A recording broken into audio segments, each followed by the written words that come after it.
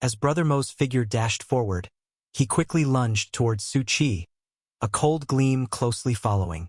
And another thing, don't get all fancy with your poetry. I've never been to school. Su Chi tilted his head slightly, dodging Brother Mo's icy glint. Midair, he moved while calmly laughing. So fierce. Can't you think of our friendship and pretend to swing or go easy? Isn't it nice to fish while we fight? No. Brother Mo shook his head seriously. Going easy is out of the question. After all, this is a team battle. If it were a solo match, maybe I could spare some time to practice with you, consider it guidance. But now, for the victory of the whole team, I must quickly take you down. Brother Mo was serious. The dueling ground was not just about him alone. By swiftly taking down Su Chi, he could quickly offer support and change the current team's combat situation, seizing victory in this battle. Rankings have blinded you. Su Chi also shook his head, sighing. Brother Mo. While charging towards Su Chi, he said, you and another newbie probably don't understand what you're facing in the dueling ground, what it represents. With limited entries, you must take it very seriously. Yeah, you're right. The guy had a real talent for sarcasm. Su Chi's figure once again moved, swiftly dodging all attacks and rushing through the gullies. Damn kid, why the hell are you running? Brother Mo glared, grinding his teeth. That's too much, Brother Mo. Not only did you start off with a heavy hand, now I can't even run, Su Chi sighed. Or should I just stand here and let you chop at me? Just keep yapping, kid. Brother Mo cursed. If you stop, I really will chop you. Su Chi laughed. No need for that. Brother Mo's spiritual energy burst forth as he pursued Su Chi and said, actually, I know your strategy. Oh, Brother Mo gently said, on the front lines, only you two are newbies from paradise, not strong enough to fight, so the best strategy is to hold us back as much as possible. Regrettably, I must say, you don't stand much chance. How so? Su Chi grabbed a tree trunk with both arms, using his strength to leap dozens of meters out. Because those two guys are terrifyingly strong. Su Chi paused. We have our own experts here. That Bai Yilin, right? I know him. Brother Mo called out the name directly. He's indeed an expert, originally 7th rank. Su Chi froze. That was something he hadn't known. But after being killed once, his strength plummeted to 9th rank, only recently returning to 7th rank. Is that so? Su Chi paused. Brother Mo shook his head, but his attack was still unmerciful as his cold gleam swept by. Dying in an instance is never trivial, and the punishment is severe, enough to knock a rising star, a genius, to rock bottom. That's also why I told you earlier to be cautious and not to provoke unnecessary trouble, or else death can be dreadful. Brother Mo's blade ferociously cleaved towards Su Chi's neck. Su Chi dodged the lethal assault, thanking with a laugh. So that's how it is? Thank you for the lesson, Brother Mo. But it was already too late. And one more thing. Brother Mo sighed. Actually, I've been holding back until now, but kid, I'm about to get serious. Brother Mo stomped the ground, vanishing from the spot, instantly reappearing in front of Su Chi with luminescent flow along his blade. Deadly intent locked onto Su Chi, he burst forth with his attack. Actually, Su Chi extended Dark Star, guarding in front. The clashing gleam and the jarring sound of metal echoed. He stomped the ground fiercely. Bam! Brother Mo's face twitched, feeling a powerful shockwave. His figure halted slightly. He took a few steps back, then landed, squinting at Su Chi. The power just now was strong. I have something to say too. The dark star in Su Chi's hand gradually transformed into a long sword. And that is, I'm about to take action too. Brother Mo didn't utter a mockery, only smiling. I wouldn't have it any other way. He was, in fact, quite loyal. He said he wouldn't go easy, yet he'd remained without using his killer move, partly because he wanted to conserve spiritual energy for others. But now that Su Chi had stopped running, he didn't mind pointing out his combat flaws, and then defeating him. That would be a win with honor. Come on! Brother Mo's long knife was slightly raised, ready for 3 rounds of holding back, 2 rounds of fighting, and 1 final round to win. Su Qi, too, watched Brother Mo, the long sword in his hand emitting a light, indifferent aura. Although the strategy was indeed as such, for him and Rhythm to hold back their opponents for as long as possible. But in reality, Su Qi had been holding back the whole time, and there was another reason. Once he used too much spiritual energy, he would lose the hidden function of paradise and his identity would be directly exposed. However, it didn't really matter. Brother Mo's body sank, spiritual energy converging, completely different from the momentum he had when he was chasing them down. His talk of holding back indeed wasn't false. He was now in a serious stance. Kid, watch closely. Brother Mo's whole body was surrounded by a flowing light. His movements more than twice as fast as before, and even before his blade waved, a grating, frictional sound rang out. Not only that, the surrounding sand and stones were dancing in the air, and between them faintly were 2 shadows with the same posture appearing. Unity into Trinity? Su Qi, locked on by such a fierce attack, was holding the dark star sword which let out a faint hum. Actually, I lied to you about another thing. Brother Mo's eyebrows furrowed slightly. Zing! Su Qi's long sword reflected the rippling lake light, giving off an ancient white gleam, as an ancient aura naturally manifested. At the same time, the burst of spiritual energy made Brother Mo somewhat doubtful. Another trump card? No, that wasn't it. Brother Mo suddenly widened his eyes, because with the infusion of spiritual energy just now, Su Qi's appearance had changed. You changed your face, kid? Wait, why does it look so familiar? Brother Mo's pupils suddenly shrank, staring at Su Qi in shock. Being familiar is correct. Su Qi moved his finger lightly, smiling warmly. Because I am the renowned, utterly famous, object of countless people's fervent obsession, the embodiment of towering righteousness and compassionate heart, dedicated to saving all living beings. Su Buxian, Brother Mo shouted in shock. How can you steal my lines? Brother Mo's eyes widened, disbelief filling his gaze. Damn it. The paradise newbie he had been mentoring all this time was actually the sought-after Su Buxian. Don't just stand there, Brother Mo. I won't hold back anymore. Su Qi revealed a sly smile as Sword God's smile began to activate. Brother Mo also snapped out of it, his eyelids twitching, cursing. Fuck! You damn kid. Even if you are Su Buxian, that's quite the attitude. Let me show you what the strength of a senior is. There were actually many rumors about Su Buxian in Paradise. Most believed that Su Buxian's strength was slightly better than that of ordinary players, but only just a bit, mainly because of the items he obtained in the Anxious Land and the substantial rewards offered by various powers that caught everyone's attention. Brother Mo charged forward. The grating sound erupted. The air vibrated. He and the other 2 figures let out a low roar. And Su Qi moved too. Sword God's smile activated. His entire body seemed to merge with the sword in his hand. An ancient aura explosively burst forth, vibrating. But the next moment, he vanished on the spot. Where is he? Brother Mo's pupils dilated. Spiritual energy, breath, all disappeared. But then a voice suddenly came from behind. I'm right here. Brother Mo, grinding his teeth, turned his head, only to find nothing there. Just kidding. The voice came from above. Brother Mo? Playing dirty? He looked up, but still he saw nothing. Then he let go of his gaze. Brother Mo was starting to sweat. 4 5-meter-long shadow longswords, coming from all directions at the same time, with the force to crush everything in their path, breaking all trees and rocks wherever they went.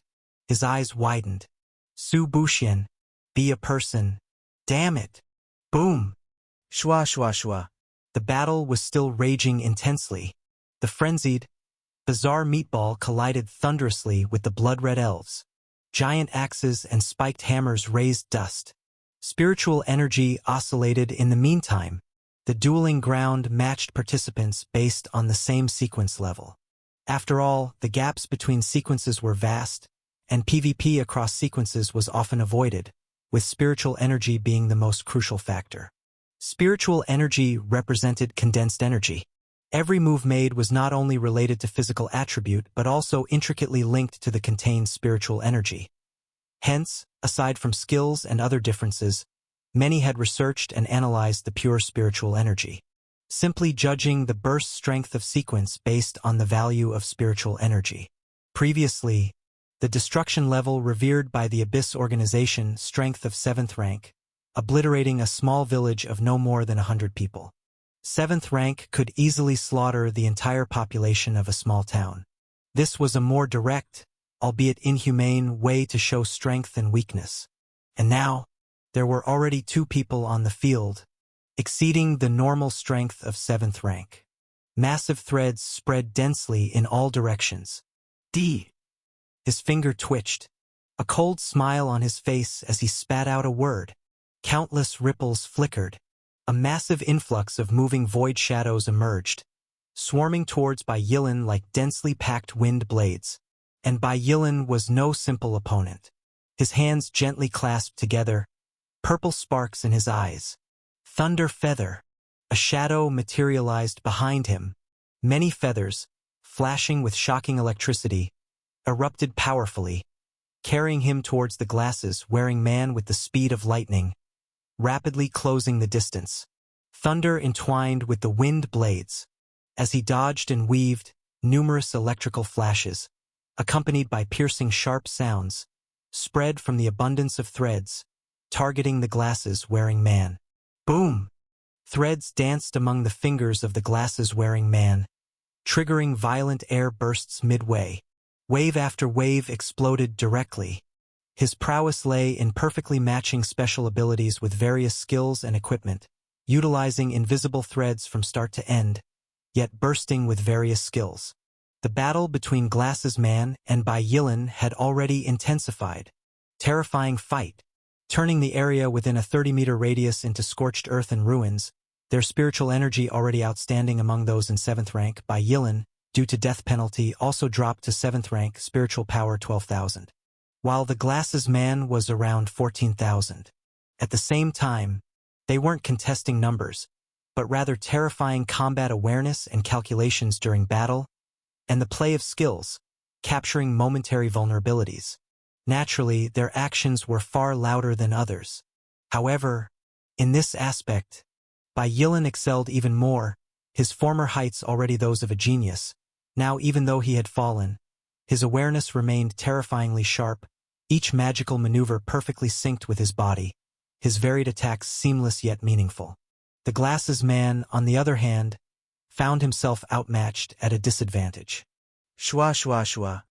His methods, though simple and already deciphered, his expression remained eerily calm, a hint of a smile curling at the corner of his mouth. Indeed, just with this level, it's still hard to defeat you, Lord Bai Yilan. Next, let me show you my power. My ability is not greatest in attack, but in utilization. He extended his palm, his special ability activating, vast amounts of threads wildly spreading and violently converging. Various equipment and weapons started to appear, and quickly assembled. Bai Yilan's eyes narrowed. An ugly-looking, 5-meter-tall giant puppet, wrapped in numerous threads, thunderously fell to the ground. At the same time, many limbs extended from its back, each arm tucked at the back, yet each held different chilling gleams. This is the first layer. The next moment, the giant puppet rose from the ground, under the manipulation of the vast threads. It charged at Bai Yilan with a terrifying posture. Bai Yilan also shouted. Although passive, his expression showed no panic, remaining extraordinarily calm as he too charged forward. Boom, boom, boom. Amazing bursts resonated. A multitude of closed, chilling-edged cold weapons bursting forth from the giant puppet instantaneously in various tricky angles. The Glasses Man propped his chin, fingers manipulating the giant skeleton, squinting his eyes. Bai Yilan, ah Bai Yilan. Truly an incredible battle talent. A former genius.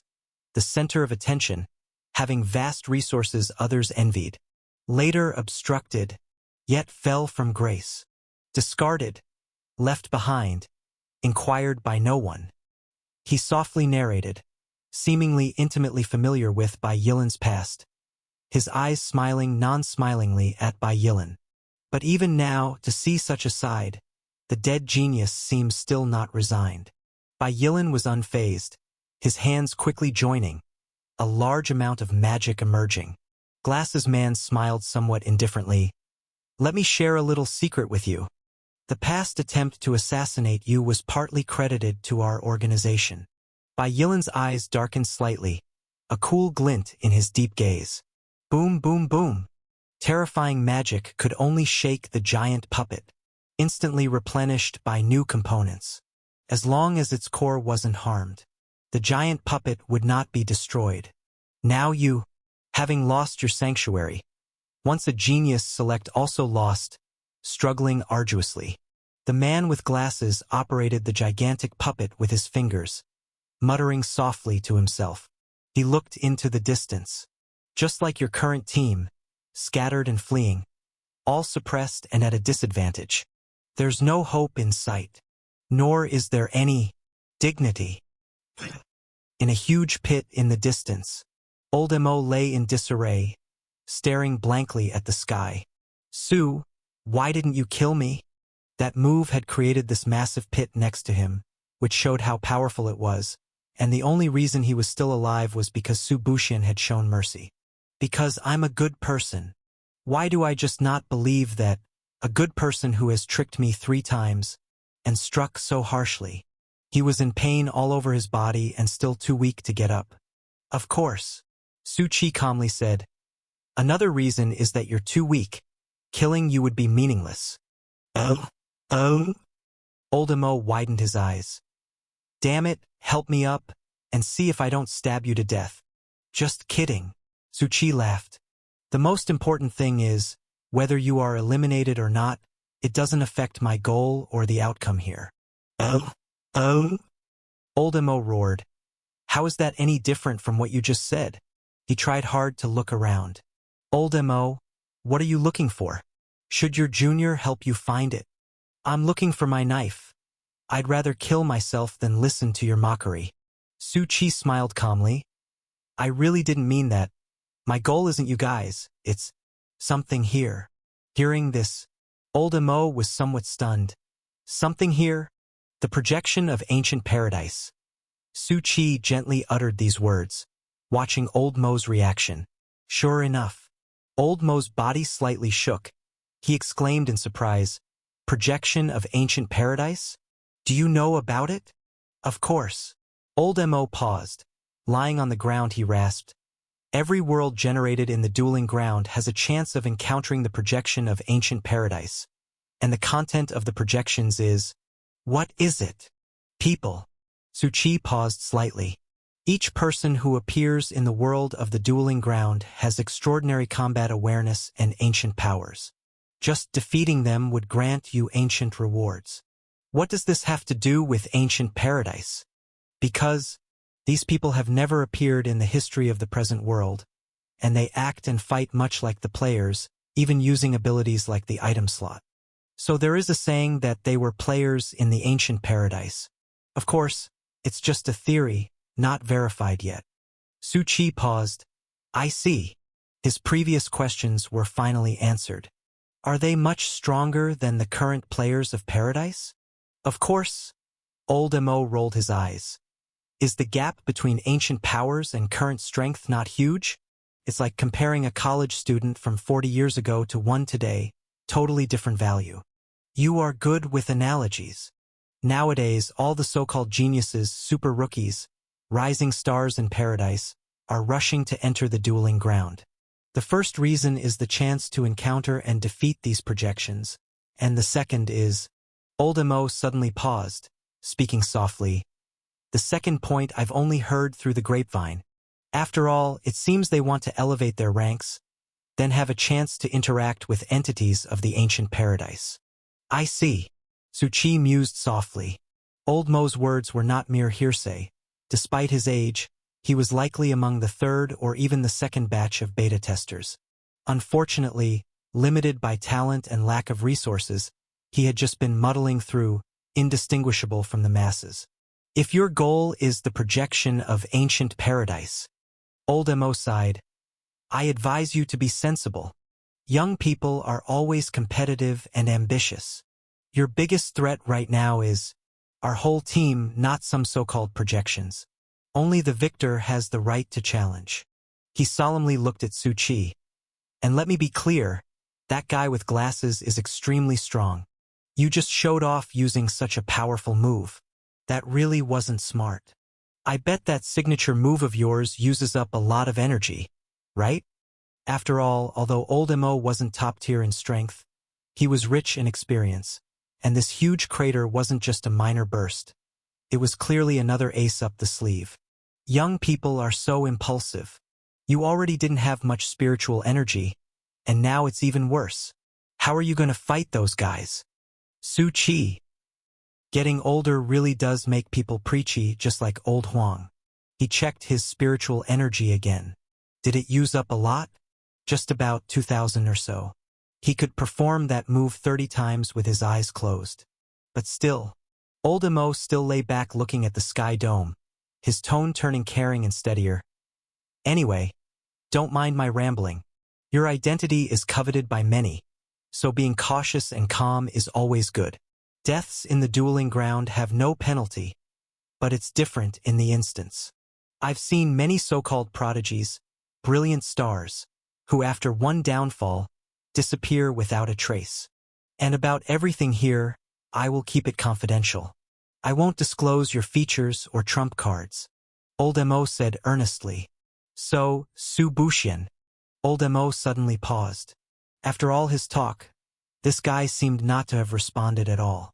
Was he listening, or taking the advice seriously as expected from a predecessor? Old Mo turned his head only to find that no one was beside him anymore. His eyes widened. Where the hell are you? Don't you listen when people talk? What happened to the minimum respect for your elders? Su Buxian. Su Qi stood on the edge of the crater, looking back.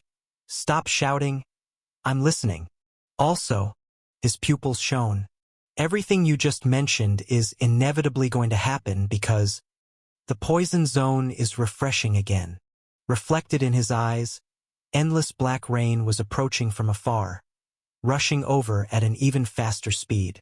Old Mo was also dumbfounded, staring at the sky dome. Countless crazy winds blowing. Loads of branches and leaves floating in the sky. The thunderous sound of black rain was like endless thunder striking the earth. Are they still fighting out there? Su Qi checked the map. Although not visible, everyone was nearby. At this speed, if they don't want to perish together, they'll naturally give up fighting and start running like mad. The points on the map were already dispersing in straight lines, escaping. They didn't even have time to meet up with each other. Old Mo also pulled up his team map and noticed the same situation. Even the powerfully strong, bespectacled man was now fleeing seriously. This black rain was beyond human control. It was truly terrifying. And he also saw on the map the trend of black rain expanding, tightening like waves, getting closer to their location. Su, what are you spacing out for? Let's get going, bellowed Old Mo. Su Qi said, It's time to go. He raised his hand, and a figure in a black robe materialized, quickly plummeting into the crater and hoisting up Old Mo. Old Mo looked bewilderedly at this black-robed figure. What ability was this? Su Qi wasn't hiding anything. He was bound to face various battles. The time would come when he'd have to show his hand. Why are you bringing me along? Old Mo shook his head and sighed. Su Qi seriously said, I have my reasons for bringing you. Later, I'll shove a couple of human bombs into you, and you can detonate them when you enter the team. Old Mo thought there should be a limit to what beings can endure. Just kidding. Su Qi looked into the distance. This world is deeply connected to Taoist immortal arts. All our shelters appeared strategically aligned with the four symbols, for directions, and while the black rain is tightening, driving everyone to one location, it seems interconnected.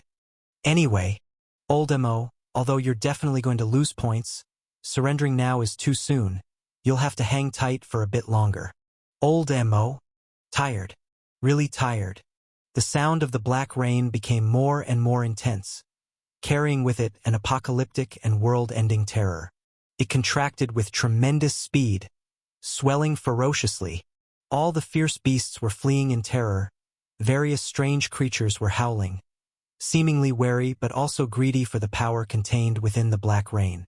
Everyone was running quickly. The man with glasses sat calmly on the shoulder of a massive puppet, looking back. What a buzzkill! Really a buzzkill.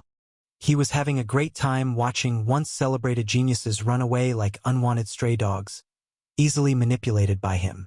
But then, he looked at the furious black rain. It got interrupted by this bizarre thing. Beneath his glasses, his eyes were cold, with a hint of wariness. Though he spoke thus, he was well aware of the danger of the black rain, feeling as though getting caught in it meant certain death without a burial site. In such a situation, fighting truly wasn't a wise action. If caught, dying together would be a loss. But it doesn't matter. Before the black rain approached, Bai Yilin had already been impaled through the shoulder by his puppet's move. First layer, severely injuring him. Just let them live a bit longer.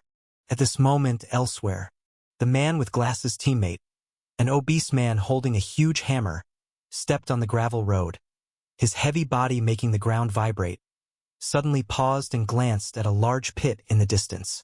He frowned slightly. Such a big pit? Who had fought here before? He looked at the minimap, saw a moving marker not far ahead, near him. This is. He quickly recalled and from the previous battles knew the identity. This must be that player called Old Mo. Though I dislike team mode and can win with just me and the boss without them, there's nothing I can do, the man with the hammer said coldly from his corpulent frame. His strength was second only to the man with glasses. Bai Yilin used to be renowned, but he probably wasn't his match now. He quickened his pace towards him.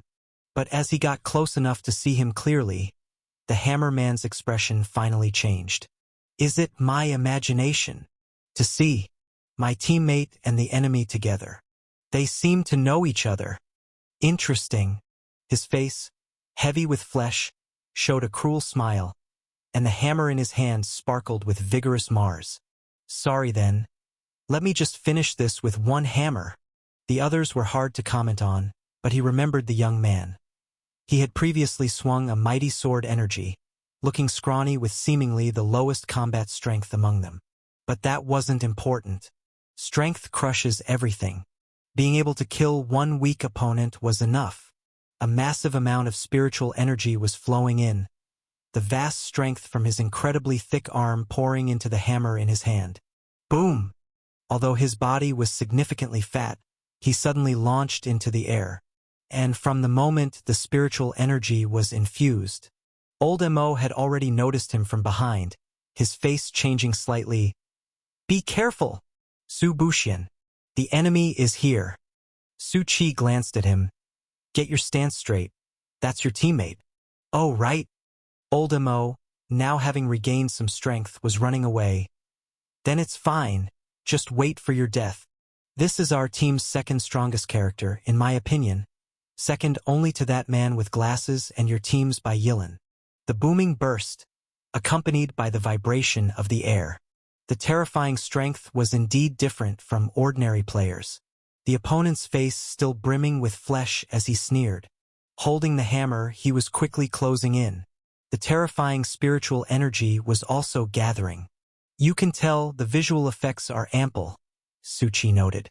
His speed, on the other hand, was fast and getting closer. Kid, can you escape? And you? His eyes were locked on Old Mo. Colluding in the Dueling Grounds team mode can get you banned. Old Mo? He found it difficult to defend himself.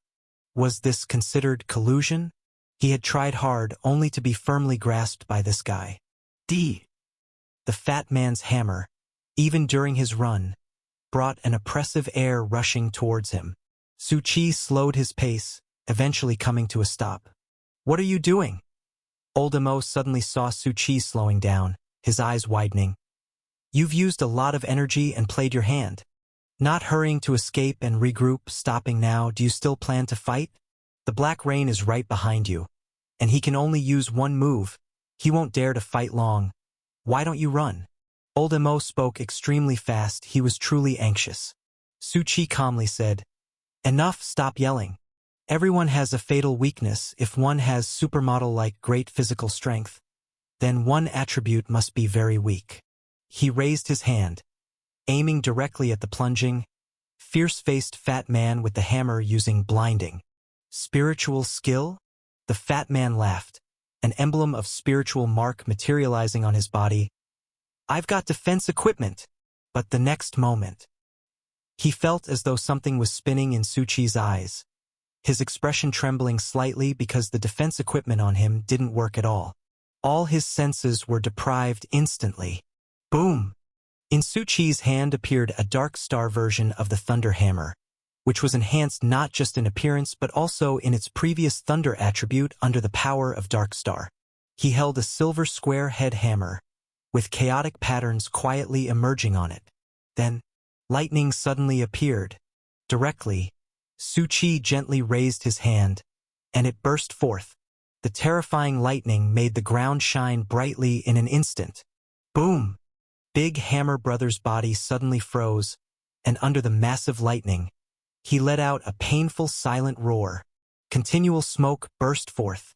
Once the lightning dispersed, he collapsed with eyes rolled back and his face scorched black.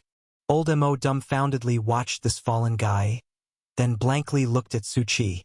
Do you still have a trump card? How many times have I said it? This isn't a trump card, this is just a basic attack.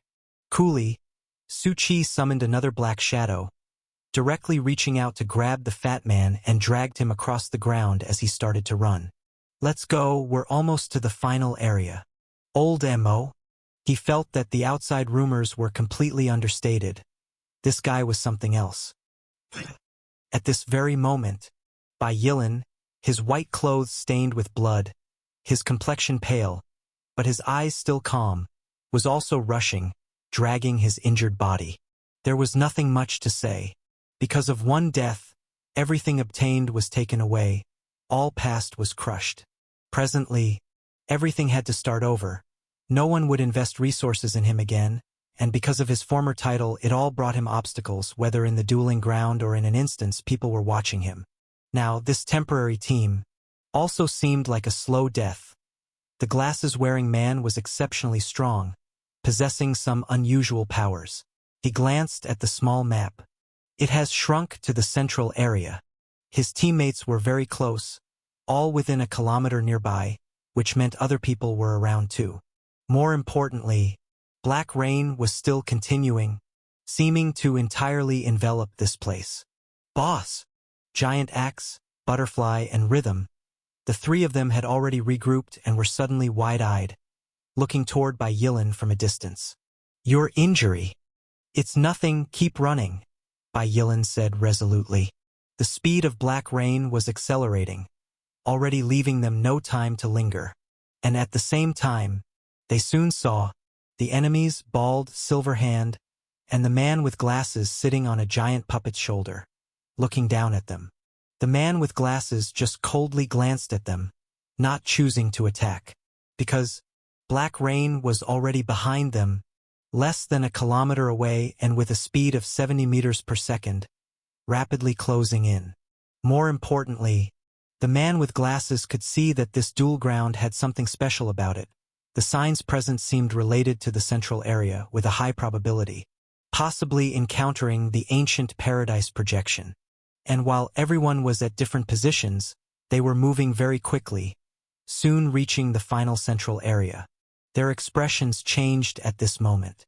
This is, on a piece of land with mysterious powers, there appeared a young man with black hair, surrounded by various fierce beasts and strange corpses, his eyes tightly shut, looking to be about 25 or 26 years old, his face bearing several fierce scars. Ancient paradise projection. The man with glasses' eyes brightened. The threads in his hand trembled slightly. His expression was extremely excited, but he dared not move. Every single one, every single emerging ancient paradise projection, possessed extraordinary powers. Even under the dueling grounds' same sequence mechanism, there was a very high failure rate. Judging from the corpses all over the ground, its danger level was perhaps beyond imagination. But he definitely wouldn't give up this opportunity. Boom! Black rain was still approaching, making a thundering noise. A terrifying power was assaulting this place. Everyone's expressions changed. But at the next moment, around the young man with black hair at the center, within a kilometer radius, it seemed as if a domain formed, with astonishing fluctuations colliding with the black rain. Under the startling gazes of the people, it forcefully intercepted all of the raging black rain like a vast sea. Bai Yilan's gaze sharpened, looking at the young man with black hair, softly speaking. There was never any central area. The center of everything is merely this existence. Black rain stopped its thunderous advance. At the same time, fierce beasts rushed in. Each one was terrified, recklessly charging from all directions toward the very center. However, once they got within 20 meters of the black-haired young man, it was as if all the fierce beasts had their heads hit by a heavy hammer. All of them trembled, rolled their eyes, and fell to the ground. Is this mental destruction or something else? I'm not sure, but that outrageous strength, how can we possibly approach? Silverhand muttered. The man with glasses calmly interrupted him. That's not the most important thing right now. First, we need to deal with all these people here. For some reason, the two people on their own side had not yet arrived, and there was an ominous premonition in their hearts. The giant puppet suddenly charged forward. A massive amount of threads burst forth. The others hardened their expressions and quickly made their moves. Since things had already reached this point, his goal had shifted from winning to resolving everything else concerning the projection of ancient paradise at this moment.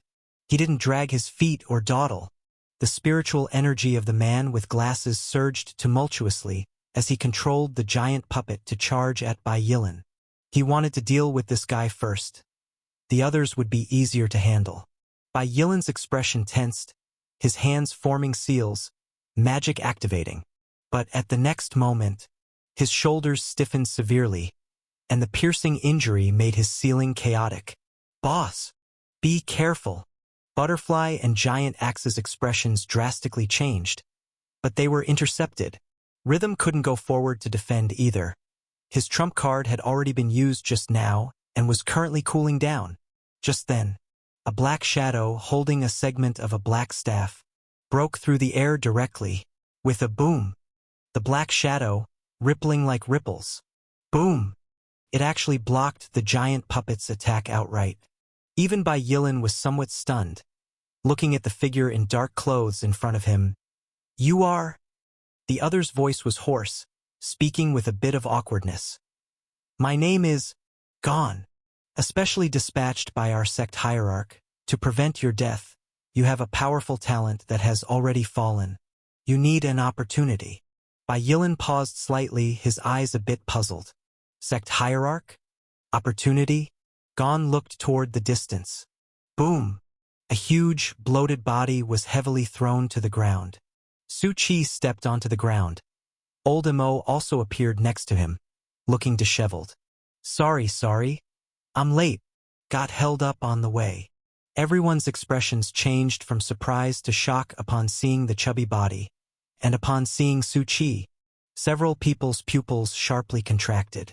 The man with glasses had a mix of surprise, delight, and a cold smile in his eyes. Seems like something even more interesting has happened. Everyone, why are you all looking at me? Su Qi touched his face. Is there something on my face? Old Mo. Don't you know what it is, you jerk? Everyone was somewhat silent. Only Rhythm spoke hesitantly. Are you? Suku? No. Why do you look different? He was still not quite reacting, or rather, he hadn't paid much attention to the information regarding Su Buxian. Knowing that everyone was contending, he also did not want to get involved. But the reaction of the others was entirely different. What Suku? Butterfly and Giant Axe looked suspicious. This face. Silver Hand spit out 3 words. Su Buxian. This face was too familiar to most people, and after the name was spread, there was a continuous stream of collecting information about this person. His appearance, skills he had used before, etc., necessary information for many hunters. Bai Yilan also looked at Su Qi, his expression subtly changing. His voice tired yet somewhat relieved. Indeed, I had my suspicions before, but I didn't expect it to be true. It seemed he knew more about Su Buxian than the others. This was also why, previously, Su Qi saw the word suspicion, in the form of a question mark above his head. But recently, Bai Yilan looked towards Black Shadow. About the sect hierarch and the opportunity. Whoosh whoosh whoosh. Since this was the last area, the terrifying black rain had surrounded them, and gusts of chilly wind were bombarding the space relentlessly. Brother Mo was panicking a bit, because the surrounding view was like that of wolves spotting their prey. Although it wasn't focused on him, this sensation made him, for the first time in his mediocre life, feel the pressure of a genius being watched and coveted. Brother Mo? The bald martial artist looked at Brother Mo with some confusion as to why he was standing together with Su Buxian. I'm just passing by. Brother Mo coughed, readying himself to pretend he wasn't acquainted with the guy and beat a hasty retreat. Just passing by is a bit too hurtful, Brother Mo. Su Qi sighed. I'm the one who saved you from that pit after all. Then how about you tell me who knocked me into the pit? Brother Mo tried to move his leg but couldn't, because, at that moment, hiss hiss hiss, there was a slight sound of high-speed friction happening right by their ears. Bai Yilan's eyes narrowed as he said, Be careful! An astonishing murderous intent burst forth in that instant. Invisible threads, from all directions, like a dot matrix, lunged towards Su Qi. However, the very next moment, the figure holding a large boomerang suddenly materialized. The boomerang spun in midair with an amazing sound of cutting through the wind. Snap! All the attacking threads were cleanly sliced in an instant. This black shadow was one, its pupils flickering with amber light, staring down the bespectacled man, ready to continue throwing the boomerang and charge. The bespectacled man chuckled coldly. You got a bodyguard? The very next moment, the giant puppet let out a roar. A terrifying and lethal aura of sternness was oppressively emanating from it. This time the strength was clearly more potent than just before, but when still collided with it mightily, the boomerang forming a chaotic wave and forcibly carving out a crack. The bespectacled man's giant puppet, still appearing robust, roared and flung one away. The bespectacled man laughed. Interesting. Just a summoning item, and it has the ability to contend with a puppet. Although he couldn't see through the 2 black shadows, he understood that they were being summoned by Su Buxian using a summoning type skill. Su Buxian, you really are a treasure trove. Not bad. But for a grown man to actually call me a treasure? Su Qi shook his head. That's truly disgusting. Everyone... Is that calling you a treasure? The bespectacled man's expression also stumbled slightly, but he still maintained his smile. It seems you're a lot more interesting than Bai Yilan. You have quite the quick tongue. No sooner had he spoken. Whiz! An invisible thread stealthily attacked from behind Su Qi. Su Qi turned his head. The dark star in his hand hadn't moved because Cui next to him, holding a giant hammer, had already fiercely smashed down towards the attack. Su Qi looked at the bespectacled man. It seems you're quite scheming, filled with hidden attacks and ambushes. Looks like you've done these kinds of things quite frequently. The bespectacled man's background was related to Free City, and the strength on him carried a somewhat eerie shadow. The bespectacled man squinted his eyes, and instead of being annoyed by the failure, he smiled and said, That's how all combat is, by any means necessary, just to win. Not true. I think what you said is wrong, Su Qi said earnestly. Combat is a pursuit of the heart. It's about fairness, reality, and preserving the original intention. Su Qi shook his head. Illusions of truth and falsehood. sneak attacks, playing with conspiracies and tricks. These are things I never do. The crowd looked at Su Qi's emphatic tone, and their expressions shifted slightly. And Silver Hand, at this moment, a camera hidden in his sleeve was secretly recording. Even if one dies in the dueling ground, there's no punishment. They can't bring Su Qi down. At most they can defeat him and win. But the information about Su Buxian was of high value, whether it was movements, words, skills, personality, or anything else. Once recorded, it would be the freshest first-hand news, and there will certainly be many people in need. However, this speech made some people present furrow their brows. Should he be called pure or naive? This kind of determination in preserving one's original intentions might be key to him standing out. But, as Silver Hand surreptitiously recorded, he squinted his eyes. Such genius can't go far. Only Brother Mo beside him stared at Su Qi with a baffled expression. You're that kind of person? I just don't believe it. A sly and cunning guy still dares to spout such words. Clearly his own scheming is 1,000 times more than others. Brother Mo couldn't expose him. Tisk, all you geniuses and rising stars are really something. Always having a naive side. The bespectacled man's gaze turned to Bai Yil. That guy's a silent piece of wood, always known as the indifferent crow in the past. He never had anything but disdain for anyone, angering many people. After falling from his pedestal, he's become a stray dog everyone detests. Butterfly and Giant Axe looked somewhat angry, about to berate, but Bai Yilan silently stopped them. He used to be proud and arrogant, and now any attempt to argue was futile and weak. And you? The bespectacled man looked at Su Qi. Like the others before you, you're just another star attempting to rise. The cheerier the talk, the more miserable the downfall. Because threads were continually spreading around. A dangerous killing intent was surging forward ferociously. Su Qi looked at the massive amount of silk threads around him, appearing more densely and dangerously than before. He chuckled lightly. So eager to take my life? The man with glasses looked at Su Qi, a smile in his eyes. Just a dueling ground. You can still laugh. After all, death here carries no penalty. Nothing can be stripped away from you. But I want to prove something here. The spiritual power of the man with glasses burst forth, the smile on his lips becoming colder with a hint of murderous intent and underlying jealousy. That is, a newcomer in paradise, an unknown man, a crap newbie who has never experienced the brutal times of the past. You don't deserve everything you have now.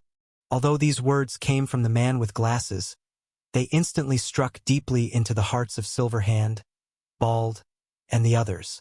They thought of Su Buxian as a lucky star, a newcomer that everyone wanted a share of.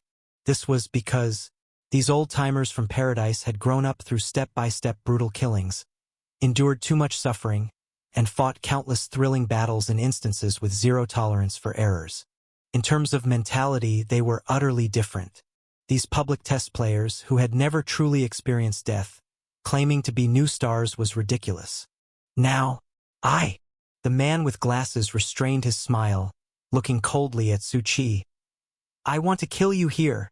Su Qi did not speak, because countless silk threads exploded with a bang.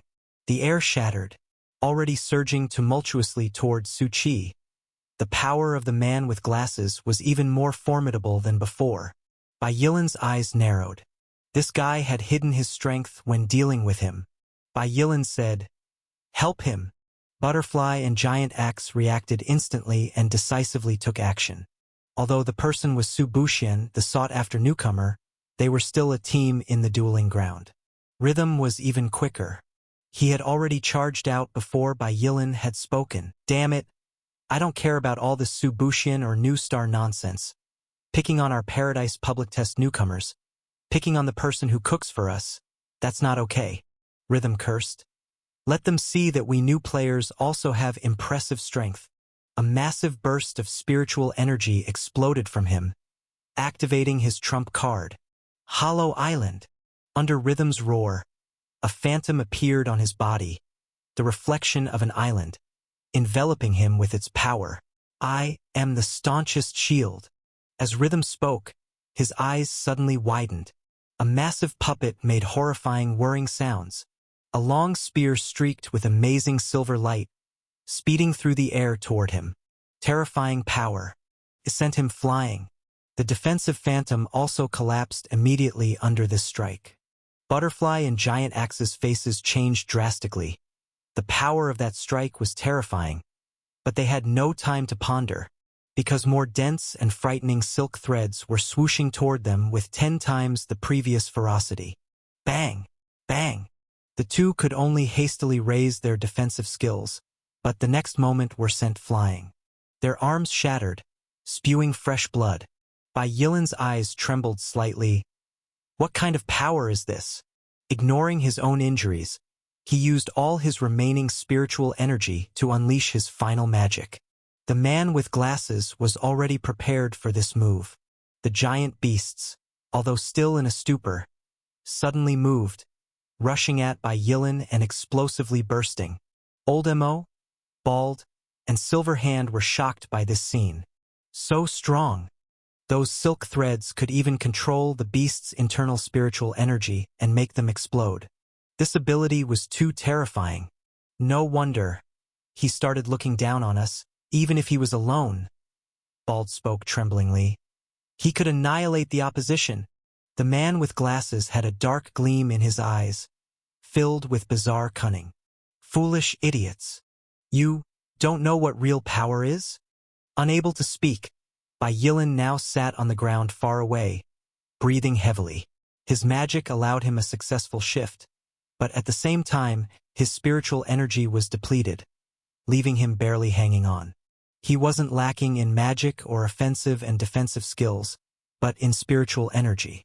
After dying once, the spiritual power that he had once boosted with a vast amount of resources was now all gone, rendering many powerful cards unusable. Now, I want you all to die, the calm voice of the bespectacled man declared as if he were pronouncing a verdict. Killing Su Buxian was just to satisfy his own jealousy, but his real target was still the projection of ancient paradise. The black-haired young man. This individual's existence held the utmost value. He had to be acquired. The ground began to rumble. Numerous fierce beasts, manipulated, started moving. The sound of intense, heart-like throbbing filled the air. Bald and the others shuddered as they found themselves surrounded by fierce beasts. Wait, what about us? Aren't we teammates? Still asking. Su Qi said calmly. You've been struggling to survive, and others merely view you as beasts of burden, disposable and replaceable at any moment. That's a bit harsh. Old Mo grimaced. Reminds me of my life before entering Playhaven. Let me put it this way, interns earning 1,000 a month in college. No, dude. Rhythm collapsed on the ground, bloodied and unable to get up, still tearlessly lamenting. Stop it. It hurts. I only earned 200 a month during my college internship. Su Qi. All right, we're all part of society here. Unable to contain himself any longer, Giant Axe roared. Can you all stop chatting? We're about to be wiped out. Don't rush. Su Qi looked toward the black-haired young man. I'm thinking about how to save some spiritual energy. After all, that black-haired young man is very strong. It's really troublesome if I don't save some energy. Old Mo's eyes widened. Is this the time to think about challenging the projection of ancient paradise? Not focusing on defeating this guy and still thinking about saving spiritual energy. And without using spiritual energy, how else can you save? Being frugal has always been my strong point. Su Qi slowly stretched out his hand and pulled out a card. To deal with him, using what I got before entering Playhaven should suffice. The card in Su Qi's hand captured everyone's attention immediately. During the public test phase of Playhaven, which was a transitional period before everyone entered the sequence, most of the skills and tools obtained were consuming physical strength. But once inside Playhaven, many skills and tools needed more potent spiritual energy. So most items from before either had to be upgraded or were doomed to be replaced. Now, Su Qi had already activated a card he had obtained from the gambler at Playhaven. Name, Blood Sword card. Type, Tool. Quality, Perfect. Function. Consumes 80% of your physical strength value. Attaches to the card. After hitting a target, it unleashes a sword-style secret technique kill with 5 times the power of the physical strength value. Note: the cover of the card features a blood-red sword containing a powerful killing array, which will reveal its true power as you grow stronger. However, you must hit the target first. Also, try finding 6 other cards to form a set. There might be a surprise. It gently flew towards the bespectacled man. 1 card, what use is it? The bespectacled man raised his eyebrows and scoffed, just as he prepared to move his finger and crush it to pieces. But the next moment, the bespectacled man suddenly discovered that almost all his threads were tensed to breaking by something, and just as he tried to dodge, he found that the space around him seemed to be constrained by some force. What's going on? But it was too late to ponder. Just as he prepared to use a giant puppet to break out. But a deeply glowing cubic cube had already materialized, trapping him inside, and the card unavoidably struck him. In that instant, the card unleashed a surprising burst of blood light as if breaking a seal. With a booming sound, a massive killing array appeared in the space. 7 figures materialized from within, each holding a blood-colored sword, exuding an overwhelming aura. The bespectacled man showed a look of fear. Old Emo shouted on his behalf, eyes wide. What is this? Another one of your tricks. Oh, my friend. Su-Chi watched the killing array. This was merely a basic attack. Cold, trembling. The chubby man's fat trembled. His eyelids twitched slightly, and he woke up from his coma. The moment he opened his eyes, he saw Su Buxian standing in front of him, busy with something in his hands. You! He had barely expressed his astonishment with a single word, when Su-Chi interrupted him with a gentle smile. Awake! Congratulations! After my wonderful healing, you no longer have to worry about menstrual disorders. To hell with menstrual disorders. You damn bastard, what did you just do to me? He growled, disheveled and fierce, but tied up and utterly unable to break free or move. That moment was too bizarre. He was still in the midst of battle when he was suddenly hit by a spiritual skill, and even with his spiritual defense equipment, he failed to block it, and those eyes. The chubby man suddenly lifted his head to look at Su-Chi, who was smiling, and a sense of inexplicable fear rose in his heart. This feeling, it was hard to articulate, a nameless terror, an unspeakable unease. Just like before.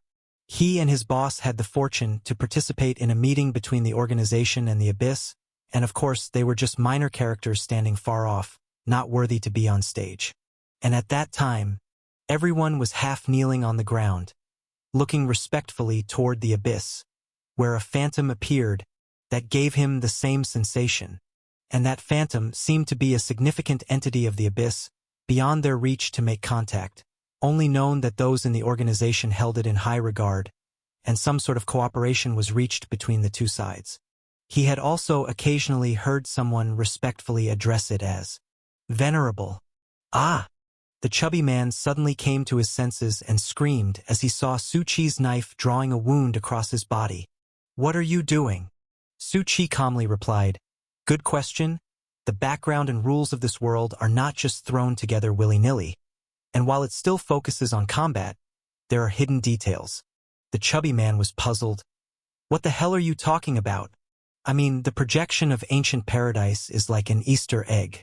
To awaken the other party, players from all 4 sanctuaries must arrive here, and using their own blood, draw the rune that appeared on the sanctuary at the respective positions. The chubby man was baffled. But the last part reminded him of the ruined temple where he and his boss, Su, had awakened. Indeed, there were runes on that statue. He remembered, but it was also clear that Su-Chi needed this. The voice of the chubby man became graver, and he hissed hoarsely, Want to know? I will never tell you. Just because you've lucked out capturing me doesn't mean much. It's like dancing on the edge of a knife. You've avoided my bone-shattering hammer, but little do you know about my boss's cold light. Su-Chi interrupted him. Stop with the boss already. I thought the boss had come back to life. The chubby man sneered, about to speak up when suddenly he frowned, for he saw others standing at the two other positions nearby. One was the wounded by Yilin Butterfly Giant X. The other was a few of his teammates, Mo, bald and silver hand, standing somewhat rigidly, seemingly still in a state of shock, fear, and disbelief. Why are all of you here? The flesh on the chubby man's face tightened as he spoke in a deep voice, but everyone remained silent, and no one responded. Where's my boss? Your boss? Mo opened his mouth with some difficulty, his dry lips uttering a few words. Behind you! The chubby man frowned and squeezed the flesh on his neck to barely turn his head. It was crucial not to turn too much, but the sight he saw made his eyes bulge and his pupils dilate. A huge puppet was crumbled into fragments, with many razor-sharp threads, broken and scattered all around, and his boss, lying atop a large pit, glasses shattered, his head bloodied and bowed, 7 blood-red swords pinned to the ground, and the bespectacled man's body was skewered mid-air. Boss! He shouted in horror. He still had some spirit, his eyes red with rage. Why? How did my boss end up like this? Did you do this? You damn bastard! Stop shouting.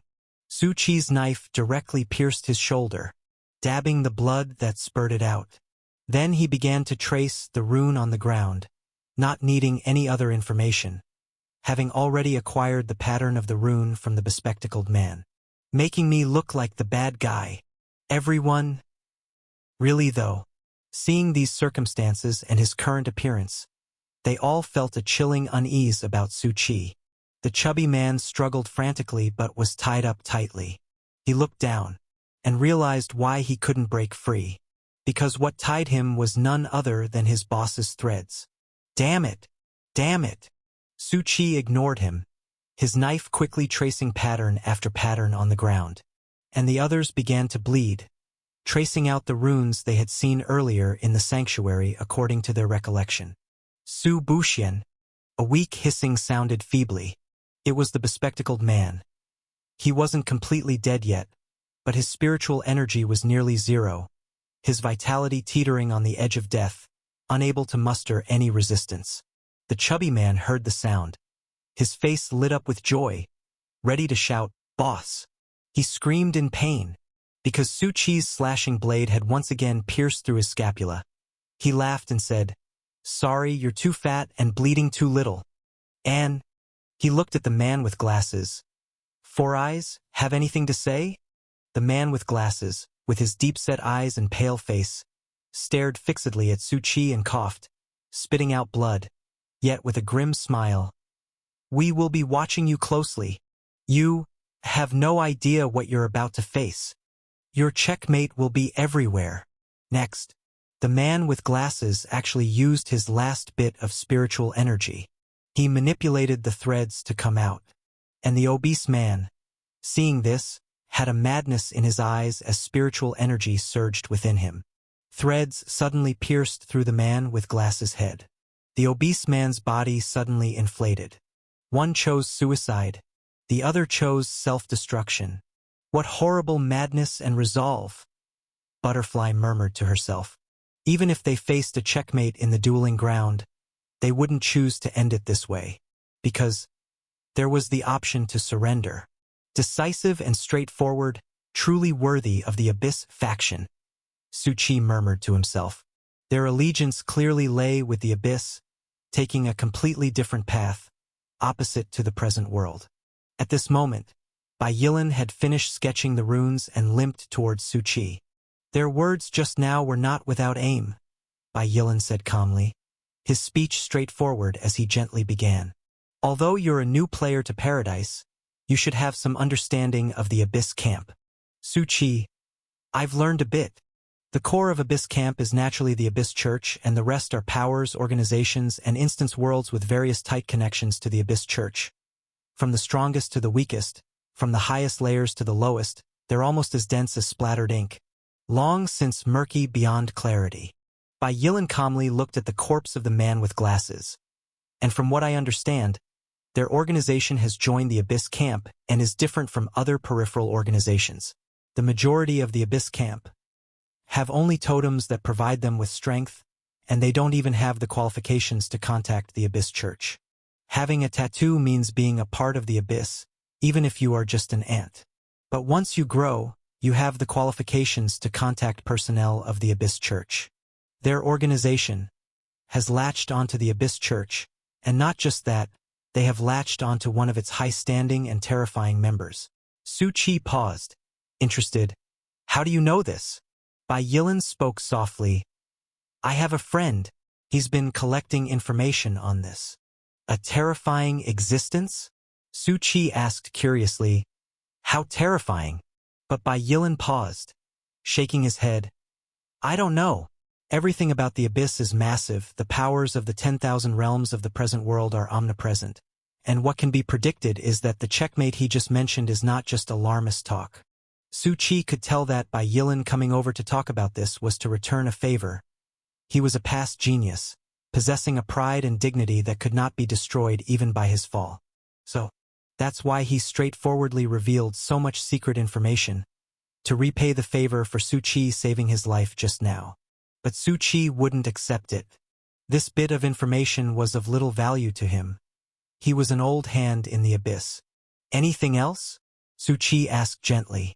Bai Yilan was silent. If there is any more information. He looked at Su Qi. I only know that the terrifying existence they are clinging to has a title. Su Qi grew somewhat interested. What is it? They refer to him as Venerable. Bai Yilan had already limped back to his original place, cradling his injuries, whereas Su Qi, still unhurriedly tracing runes, had a slight change in his eyes. Quite a venerable. It must be said, this piece of information was very useful to Su Qi. Simply put, the Abyss Church had selected a lot of venerables, like disciples not yet grown, but who possess high potential. Each one forming factions and attempting to fight their way out of competition. Su Qi also slowly looked at the totem on his arm. He had directly swallowed the Venerable's totem, which actually contained special strength that would evolve continuously with the Venerable's growth. It was a joint product of chaotic distortion and pollution. At that time, the so-called god of chaos and the evil god might leverage this strength through possession or projection to re-emerge in the human world. Of course, all of this was just Su Qi's speculation. He did not think it would directly break the Abyss's seal, but the possibility of the two old gods manifesting avatars in the present world in this way still existed. That situation would be quite terrible. Although he spoke with seeming affection, after all, it was only online communication. Meeting in reality would mean utter destruction. Su Qi had never underestimated the power of any Abyss god. Even if it was only a projection or an avatar, it was an unimaginable terror. Just like the yellow-robed master's yellow robe, merely a divine artifact. Yet it possessed a terrifying might. And at this moment, as Su Qi finished the final stroke, everyone had completed the task Su Qi had laid out. All the runes were flashing in an eerie manner, and spreading, gradually linking the only space not destroyed by the black rain. Did it succeed? Rhythm's eyes widened, his finger cut. I thought, Brother Su, you were just bluffing. You think that the temple only contains meat soup. Su Qi also looked up. Actually, there had been plenty of hints along the way. The incense box in the temple bore a pattern of the four directions, the various dilapidated buildings encountered all bore related shadows, and with the help of the question mark's hint, otherwise, this Easter egg would have been nearly impossible to complete. And at the same time, to put it another way, the more difficult the prerequisite, the more immeasurable value it would inspire. Su Qi shifted his gaze away, slowly looking towards the black-haired young man in the center area. The black rain was vibrating. Countless raging auras were bursting forth. The ground at the center of the black-haired young man was rippling again and again. What's wrong? What's happening? The black-haired young man was silent, but the black rain around him seemed to form barriers, blocking everything. The ground around him was continually hammered by the ripples. Su Chi's eyes fixed on the black-haired young man, whose eyes were tightly shut, and the question mark above his head was materializing. An ancient will from the old days taboo is descending. So that's it. Su Chi looked around. The black rain is not to destroy, but to prevent the descent of the others will hear. But it's still just a projection. Why is the reaction so violent? The surrounding black rain was eerily similar to when Su Chi entered the black and white hospital and attempted to peep at the erased existence. The endless swarm of black and white monsters' reaction. Too similar. Su Chi couldn't help but take note. Terrifying ripples were lifting everything within the black rain. It was a scene that could not be described by a mere downpour. It was a black deep sea from below the sky dome. They were at the very bottom of this black deep sea. Everyone looked at this scene with shock, and Bai Yilin muttered to herself, "I've encountered projections of the ancient paradise before, but I've never seen such a display. I must record this," Silver Hand exclaimed joyfully. But Su Chi was no longer concerned with the shock of the others, muttering to himself, "Even if one approached just now, one would only be blocked on the outside. Now this is the true projection of the ancient paradise." His gaze slowly shifted onto the black-haired young man. Although the others had not noticed, in fact, just now the entire area within 20 meters around the black-haired young man was completely still, as if time had stopped flowing. Including the black-haired young man himself, the battle erupted by the glasses man, and the gusts of wind stirred up, were all stilled upon approach. The so-called fierce beasts were dying as they pounced, simply being erased from existence. And now, Su Chi's eyes were fixed on him. A strand of the black-haired young man's hair gently fluttered. His time was beginning to flow again. The black-haired youth was surrounded by everything in flux. Although he remained motionless, the intense aura seemed to descend from a distant place.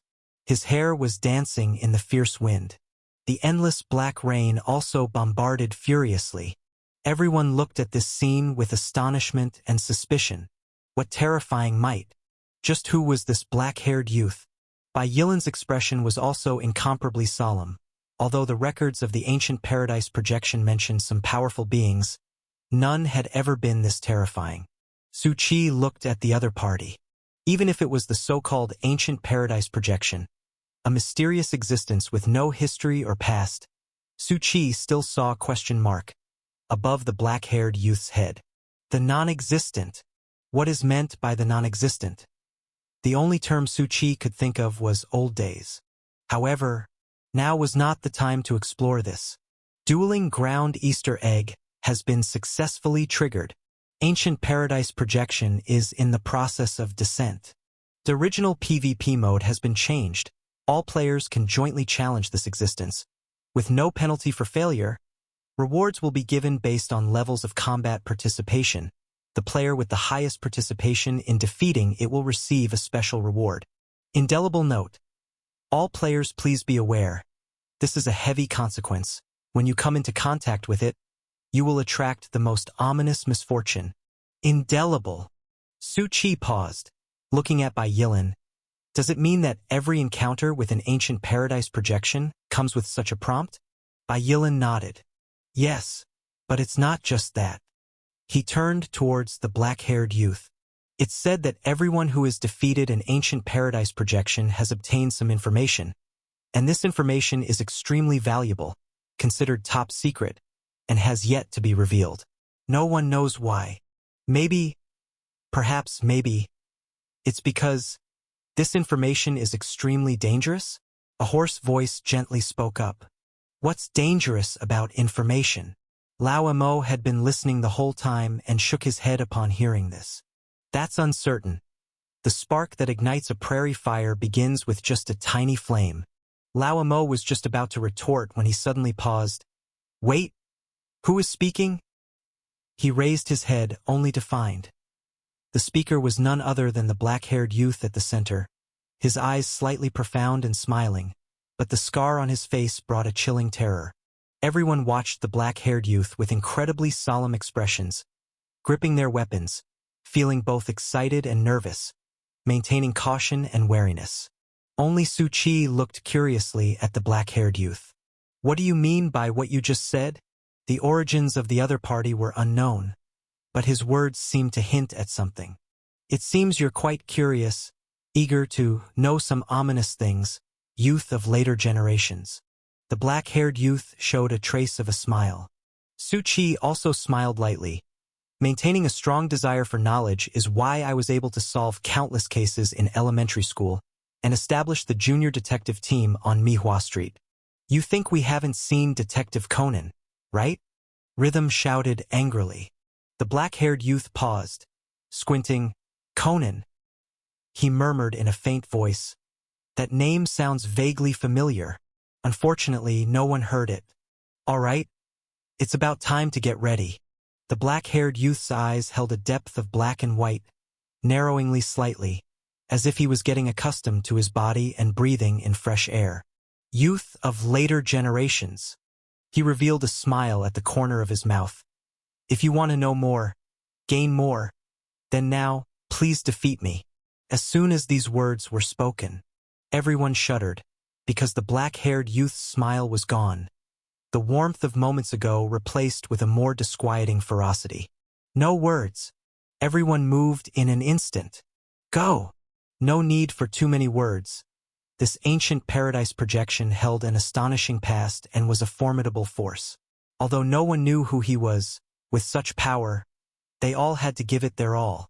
Each person was activating their spiritual energy, unleashing their skills. Now they were not enemies from two separate teams. The two biggest threats had already been casually dealt with by Su Qi. Naturally, they needed to work together to defeat this existence. As for the black-haired youth, his hands shook slightly and he actually pulled out an old-fashioned silver-colored Desert Eagle. A handgun, and it's an old model. Yet the people did not take it lightly. Silver Hand even directly transformed his arm, with a rapidly rotating Gatling gun whirring sharply. Butterfly's communication ability burst forth. Countless butterflies swarmed out like phantoms, charging towards the black-haired youth. Rhythm and Lauemo, despite injuries, still had some spiritual energy left and launched various long-range attacks. Bald and Giant Axe also roared, each slashing out with an energy wave. Facing such an enemy, especially outnumbering him, the best method of attack was naturally long-range. Bai Yilan and Su Qi also raised their hands, throwing a dart and a rain of arrows in attack. Not bad. Quite a variety of attack methods. But the black-haired youth simply closed his eyes. Opening my eyes would be bullying you.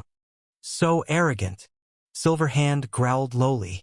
The spinning Gatling spouted blue flames.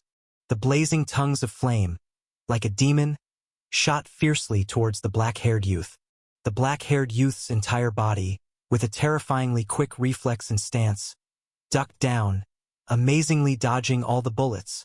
He raised his hand, and a bullet was fired. The bullet whistled out. Spinning through the air, it accurately shot towards the butterfly at the back. Damn! With gritted teeth, the butterfly instantly abandoned its skill and dodged it. The dense swarm of butterflies dispersed. All the long-range moves of the crowd were gently evaded by the young man with black hair, with his eyes closed, nearly brushing past him each time. The key was, his dodges were extremely stylish. Every time he dodged, he would raise his Desert Eagle. They had confirmed that this Desert Eagle was just an ordinary firearm with unlimited bullets, but each bullet posed a deadly threat. When they tried to dodge, other bullets blocked their paths. After the trajectories they dodged were predicted, two people screamed in agony. Old Mo and Silver Hand were both shot. Then the young man with black hair did not stop. A seemingly ordinary Desert Eagle acted like an invisible scalpel, possessing highly accurate and lethal intent toward them. Fuck, Rhythm said. Just with a pistol, you think you can take care of all of us? He charged forward, roaring, Bro, do you think you're filming The Matrix? My entire skin is as tough as iron. You can't penetrate me. Everyone, attack. The young man with black hair slightly curved his lips upward. You are the bravest among this batch of newcomers. His figure suddenly moved, and in a blink, he shoved the Desert Eagle straight into Rhythm's mouth. Unfortunately, The bravery of a brute doesn't get you far and often makes you the first to be sacrificed. The young man with black hair said, as if reminiscing, yet also as if imparting his own experience. Lad, it's time for you to log off. Under Rhythm's terrified gaze, he was instantly killed by a headshot. Blood exploded from the back of his head, spattering the ground. Now it's your turn, said the young man with black hair, still with his eyes closed, a slight smile on his lips as he looked at the crowd. Kill! The crowd was both fearful and irate. They weren't angry about Rhythm being killed, but angry that the opponent intended to take them out in such an ordinary fashion. You must understand, they were all 7th rank. At this level of strength, hot weapons could almost be completely easily dodged. Various means of defense hardly posed a threat. Yet, this young man with black hair, using just this kind of pistol, and even with his eyes closed, casually took out one person. It was a humiliation. The young man with black hair avoided an arrow, stepped forward, kicked away the energy wave of the giant axe. The fire tongues from Silverhand's Gatling gun pursued again. His Desert Eagle fired 2 bullets in a moment. Colliding in the air, they incredibly changed direction, passing through the heads of Butterfly and Silverhand in an unimaginable way. The young man with black hair said lightly with his eyes closed, "You two are the easiest to suddenly die among the newcomers. Teamwork. The rear positions are easier to break through. Enough talk." Bald and Giant Axe, knowing that the opponent did not use spiritual energy or skill, simply relying on a Desert Eagle and movement technique, immediately roared angrily and charged. Both were embodiments of strength, each skilled in their respective domains and with unique techniques. Sky Star Fist. Heaven-splitting transformation. The young man with black hair smiled lightly. The names sound impressive, but he closed his eyes. 2 bullets popped from the magazine of the Desert Eagle, and in an instant of rapid movement, he kicked the 2 bullets towards the sky above. The 2 men frowned deeply. There wasn't much of a threat. The bullets moved slowly, yet they dared not take it lightly.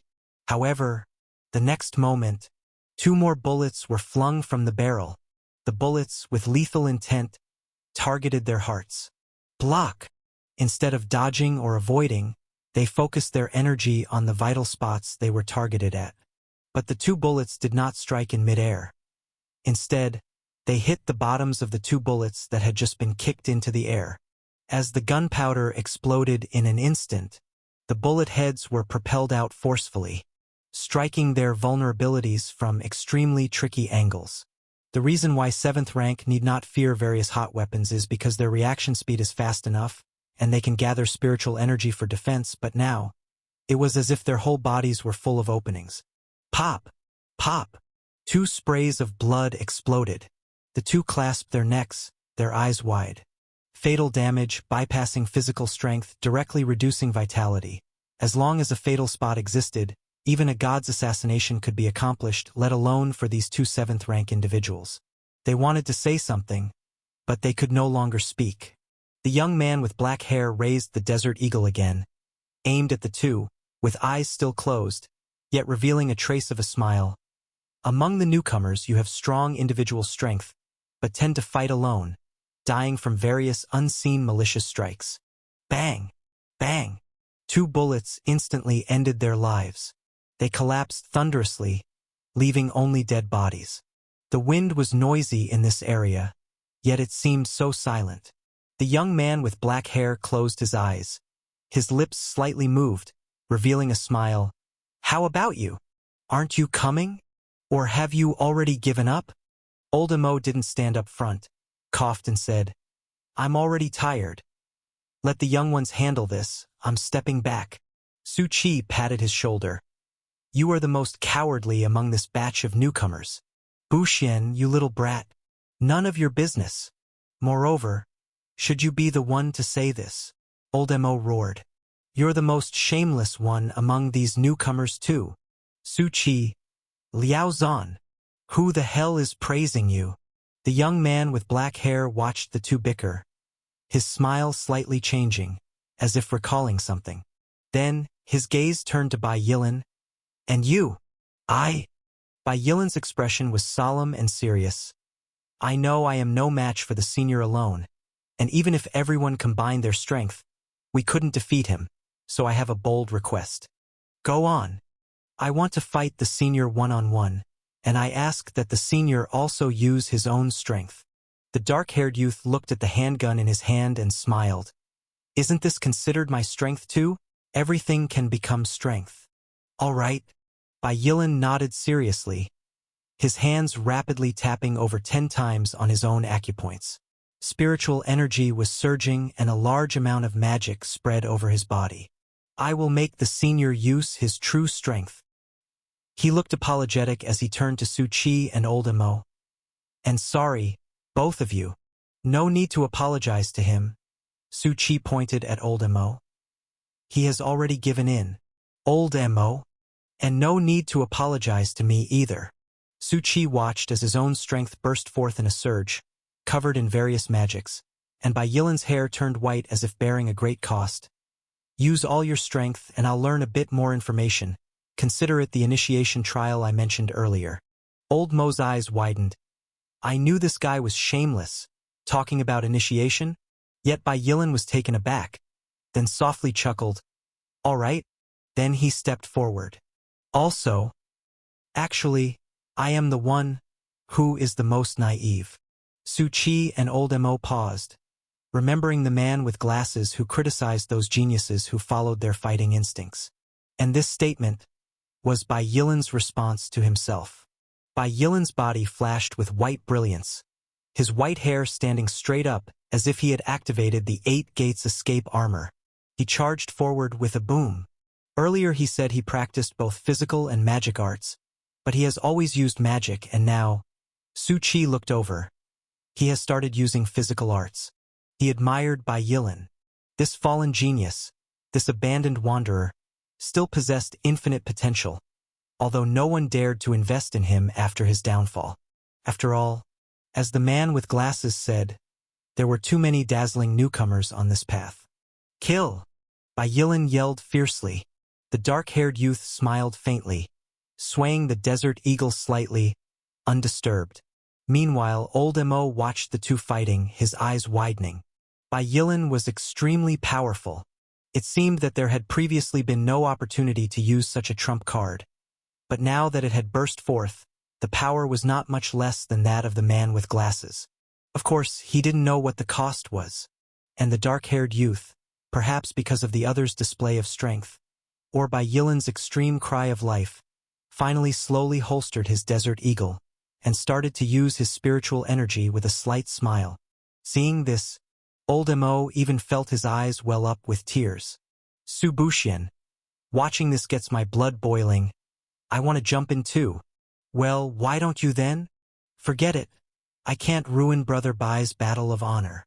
Old Mo wouldn't admit that he was just talking. His strength was probably behind in timing. Wait! Old Mo suddenly paused, looking towards someone no longer beside him. What are you doing? Su Qi was holding a twig and drawing a pattern on the ground.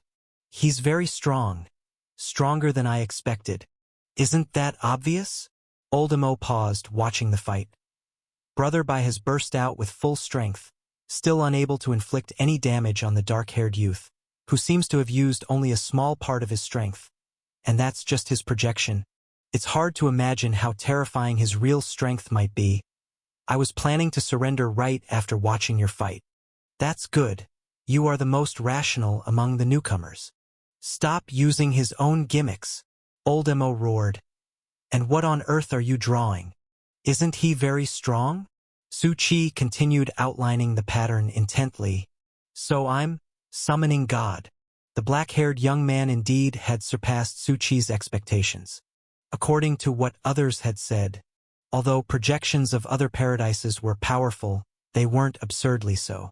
As long as one found an opportunity, there was a chance to defeat them and succeed in the challenge. The projections of the ancient paradise, though, clearly seem like the power of paradise being deployed. Moreover, they distribute across the various sequences based on the player's strength. As Bai Yilin said, those of the high sequence actively seek out encounters with the projections of the ancient paradise. However, As Su Qi outlined his plan, his gaze shifted to the black-haired young man still fighting with Bai Yilan. This black-haired young man was clearly more special, not using any spiritual energy, yet he could so easily. Just with a handgun, he killed people who were no longer ordinary. One could only say, his horizons, experience, and true strength were terrifying. At this very moment, Bai Yilan, his body white with hints of scarlet, was like an air cannon. Each punch, each kick, each charge caused a sonic boom, the reverberation of air, and the ground to shatter. What made the black-haired youth strong was that he used only a trace of spiritual energy, and with a smile easily neutralized Bai Yilan's full-on attack. This wasn't a battle between equals. However, Bai Yilan was a step above the others, who had just been dealt with. At least the black-haired young man opened his eyes and even used spiritual energy when facing Bai Yilan's major burst of white and red aura, calmly engaging in combat with him. It was less a fight to the death than a mentorship. The black-haired young man's identity remained unknown, but he seemed to have a gentle attitude towards newcomers. As to the specific reasons, as he said, only by defeating him did one earn the right to know. Boom! Bai Yilan roared lowly, every calculation in his mind furiously at work. He launched himself at the black-haired young man without reservation in martial arts combat. And the black-haired young man revealed a trace of a smile. You, among the newcomers, possess unique resolution, a steadfast heart. Your momentum is good, but it often comes with a price, attracts envy, and ultimately won't last. The end of a strong bow, a body stripped of power, only the heart remains, resolutely moving upward. He raised a finger, and spiritual energy burst forth at its tip. Bai Yilan's body trembled, pierced straight through. He was defeated with a single finger. Old Emo sighed. Bad. Not bad, it's about time. Su Qi seemed to understand. The black-haired young man's words revealed Bai Yilan's once sharp edge, now fallen. His guidance in the midst of combat, yet enlightenment in his words. In Bai Yilan's eyes, there was some relief. After his body was pierced, blood flowed onto the ground.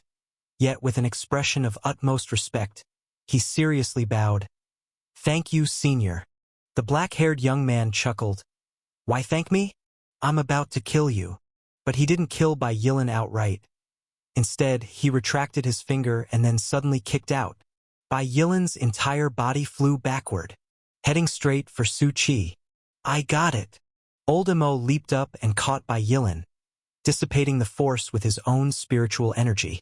But the powerful force still sent them crashing into an oak tree, the whole massive tree trembling. Old Emo spat out blood. Damn, I can't even catch a person. Though he survived, why catch him? You're all going to log out anyway.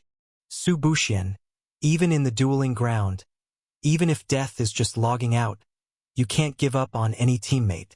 Old Emo coughed, then forcefully coughed up more blood. That's my old Mo's sense of duty. Actually, he was seriously injured, partly because he knew he was no match for the black-haired youth, and so he backed down. More so because his spiritual energy was depleted. Instead of grasping at any chance like the others, he preferred not to drag the team down. Fine, fine, fine, you're the most loyal among the newcomers. So, Su Qi looked towards the black-haired young man. Bro, what do you think? The black-haired young man hummed lowly. It doesn't seem like you're wrong, but he seemed to recall a certain figure and chuckled lightly. I actually quite dislike guys who talk about loyalty. Old Mo. Juich. The black-haired young man looked toward Su Qi. You, the last one, seem to have been setting up for quite a while. With a smile, he had naturally noticed Su Qi's actions during the battle. The patterns he drew seemed to be part of some ritual. He did not interfere but laughed. Are you ready now? Who knew Su Qi would shake his head? Not yet. Su Qi paused. Can you wait 2 days for me? I'd like to set up a bit more, to feel more prepared. The black-haired young man raised his eyebrows. He hadn't yet spoken. When Old Mo's weak voice came through, Su Buxian, 2 days is a bit too much. Then one day, Su Qi clenched his teeth. Old Mo felt a tightness in his chest. Not wanting to speak out of fear, he'd breathe his last. I'm usually very accommodating. I'd give you a day under normal circumstances, but the black-haired young man pointed. We don't have much time left now. Around this area, black rain was like the deep sea, covering the sky and surrounding everything. Looking up felt like being in the endless abyss. What's more, the black rain was raging. It seemed as if countless black shadows were swimming inside, roaring. Various anxious and frenzied sentiments were seeping out, and, as the black-haired young man pointed out, the black rain was still contracting. Innumerable black shadows were eager to break free. The speed was very slow, as if it were being hindered. Don't look, the black-haired youth said as he watched the black rain. It's all coming for me, after all. I'm from the old days, someone who shouldn't exist. Anyway, he laughed, I don't have much time. Boom! The next moment, the black-haired youth's entire body suddenly exploded. Su Chi lightly tapped his finger, and a continuous burst followed. Old Mo's eyes widened. He's actually launching a surprise attack.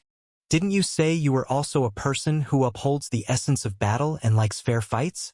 Old Mo questioned. Su Chi paused. Did I say that? Oh. Besides, this isn't a surprise attack. Su Chi focused his gaze on the black-haired youth who was slowly walking out. It's just the detonation of the meat orbs that the spectacle-wearing man had set up before. Moreover, for this all-heart communication being, he's already been seen through. The previous mention that the spectacle-wearing man was deeply cunning wasn't just for show. Though he verbally expressed contempt for everyone, in reality, he had stealthily made many sinister arrangements, just that some things had not yet been used, which were just speed-run by Su Chi. All-heart communication? Old Mo's expression changed for a moment. That phrase sounds so familiar. At this moment, Bai Yilin weakly opened her eyes.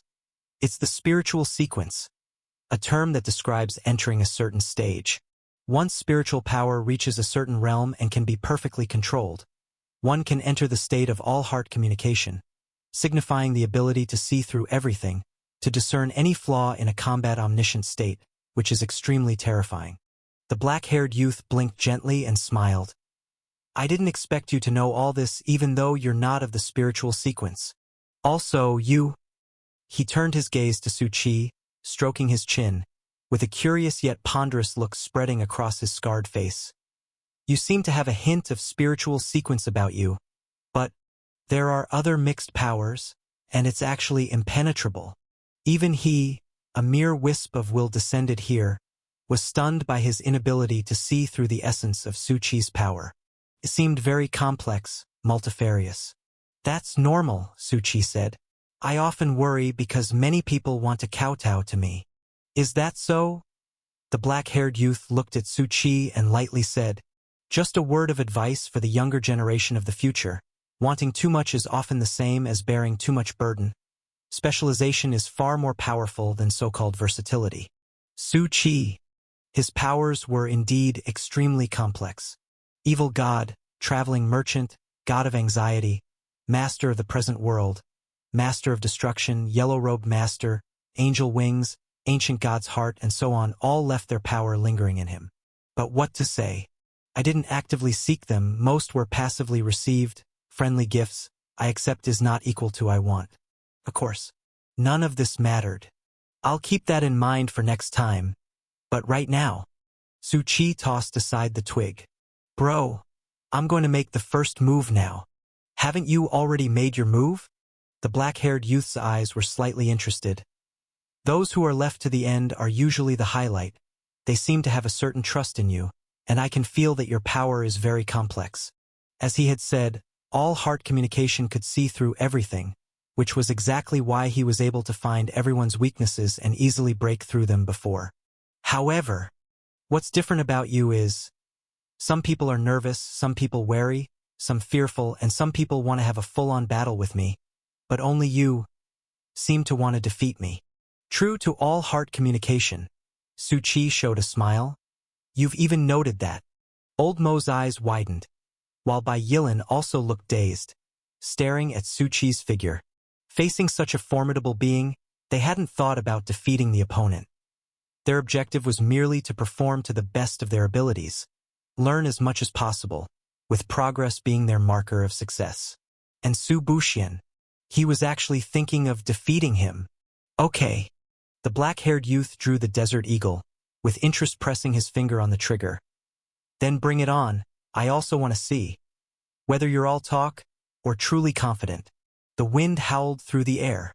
The heavens were full of swirling leaves and dust. Su Qi was the first to move. His body instantly leaped into the air, transforming into an afterimage.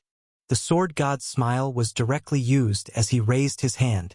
The black-haired youth's eyes gleamed. Interesting. Su Buxian's figure had become impossible to track, as if he had vanished into space, and simultaneously from all directions, 4 long swords appeared. Each sword wielded astonishing power. Boom! A massive roaring sound directly created ripples in the air. Bai Yilan forced open her tired eyes, unwilling to miss any scene. Upon witnessing this, spoke feebly. Brother Su, it seems you're very aware of how formidable the opponent is, starting with the big move right away. Old Mo watched the 4 long swords, like dragons, charging towards the black-haired youth. A chill ran down his back, for he had seen this move and experienced it firsthand. However, the next moment, a continuous booming sound exploded in the space. The entire ground shattered like glass in an instant, for swords converged on the black-haired youth with countless rays of light. Terrifying power, as if penetrating everything, carried an endless aura of slaughter. A boisterous thunder, obliterating everything. Bai Yilan's pupils shrank. Such mighty power! And next to him, Old Mo's eyes widened even more. So strong! Bai Yiling. Old Mo coughed. This kid used this move just to barely beat me once, saying I have strong defense. I managed to take such a powerful strike. He wouldn't admit, however, that this guy went easy on him. Clearly a single sword could have finished him off, but he let him lie there in the pit with non-fatal injuries. Bai Yilan, of course, saw through it all with a sense of helplessness. Old Mo looked back, as the ground exploded with dust and collapsed with a booming noise. No one knew what was happening amidst the chaos. That guy said this was just his basic attack, he muttered softly. This kid's conning the devil.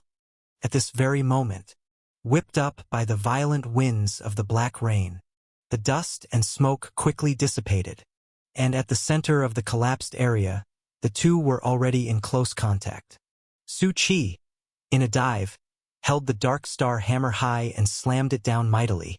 Beneath him was the black-haired youth, materializing a military saber in his hands to block. Quite unexpected. That last move seemed to show me. Stop looking, bro. I'm not done yet. Boom! Su Qi didn't give the other person time to finish talking. He immediately gathered the thunder hammer. Invoking it, the terrifying lightning burst in the blink of an eye. The black-haired youth's eyebrows rose. The military saber reversed, instantly shattering the recent thunderbolt, and swung the Desert Eagle again. The piercing sound of gunfire, carrying dark red energy, struck at Su Qi with a power dozens of times greater than before. Whoosh!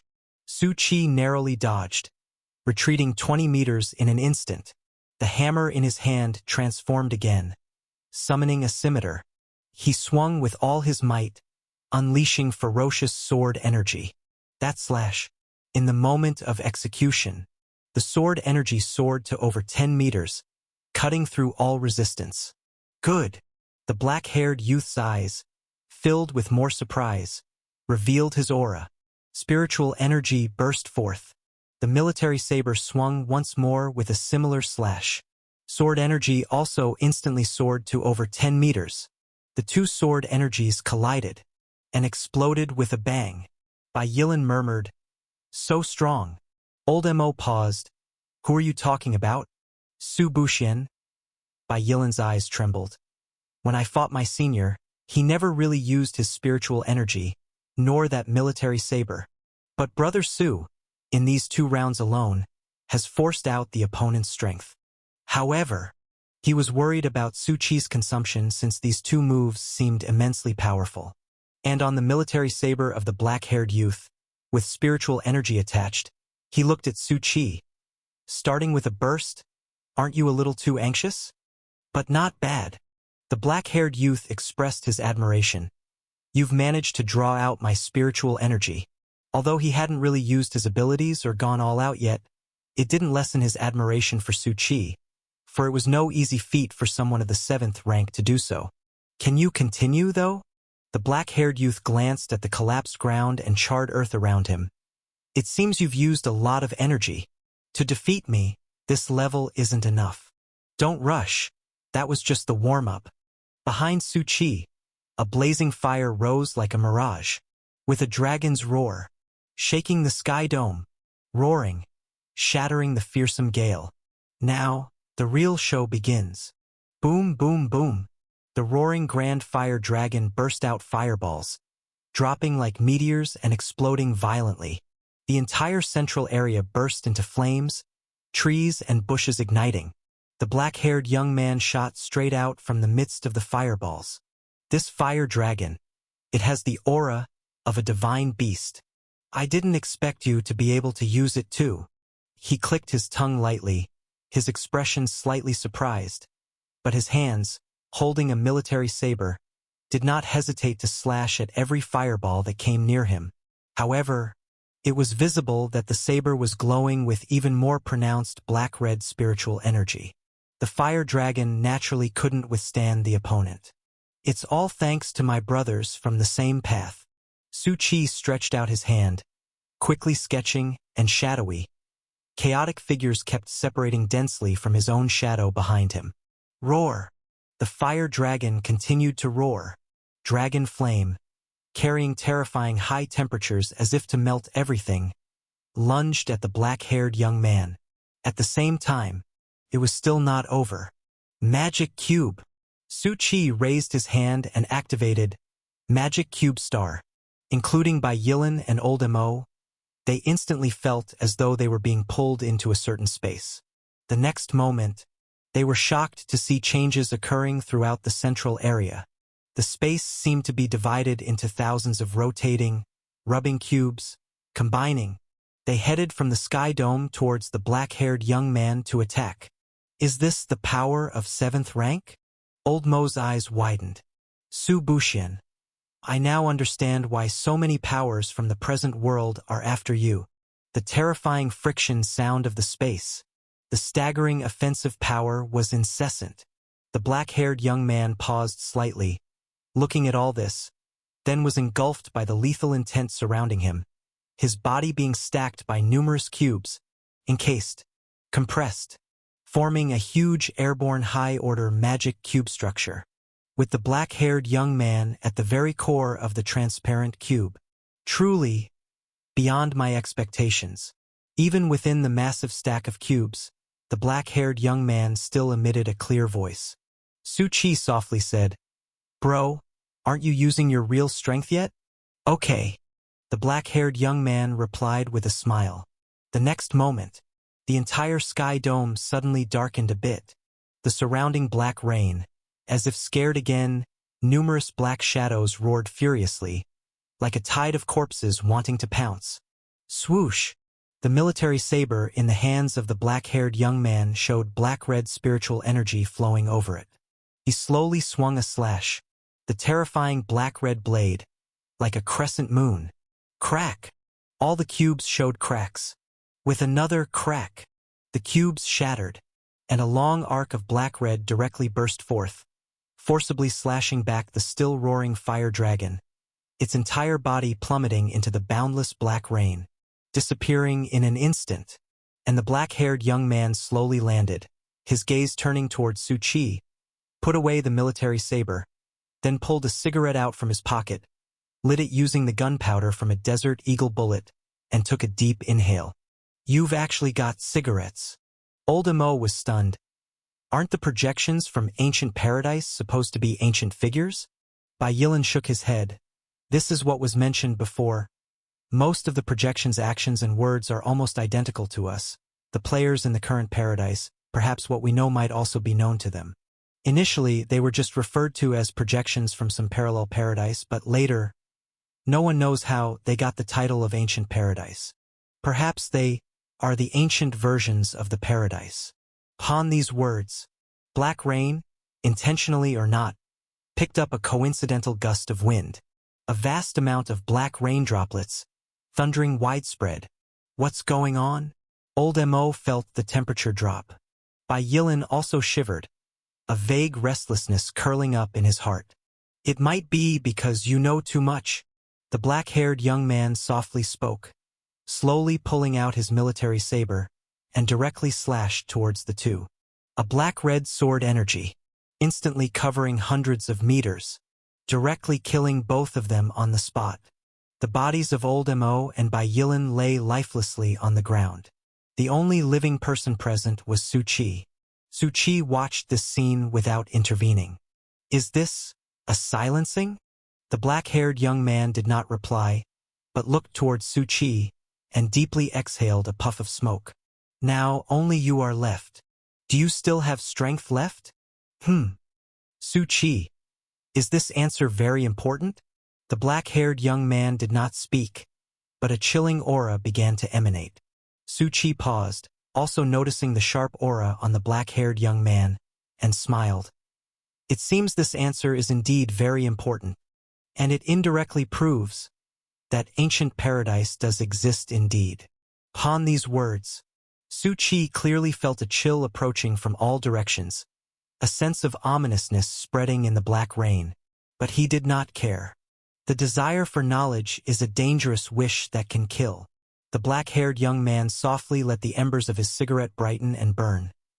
Some things are not meant to exist in the present. Knowing too much is not a good thing. There is something called restraint. Even if you discern something, when you lack the strength and entitlement to interact with it, keeping it hidden within yourself is the only way to be safe.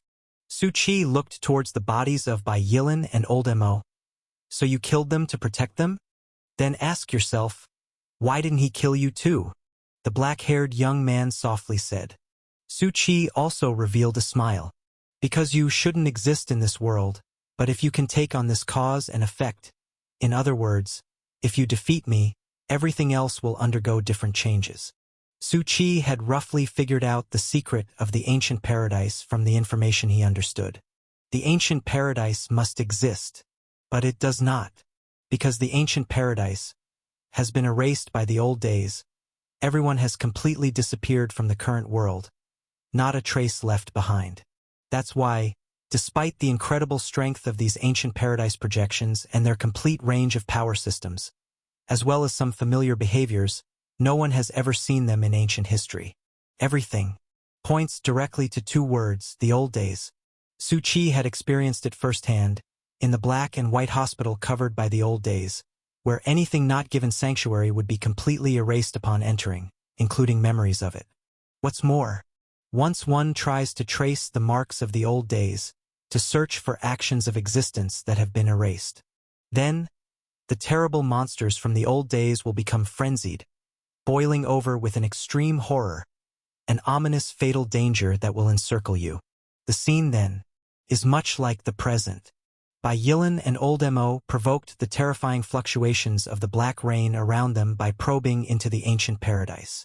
They couldn't withstand this cause and effect, so the black-haired youth sent them away with a single slice. Answer correct. The black-haired youth took a deep drag of his cigarette. Before you defeat me, all the information is taboo, the source of danger. You can speculate all you want, but you must keep it buried deep in your heart.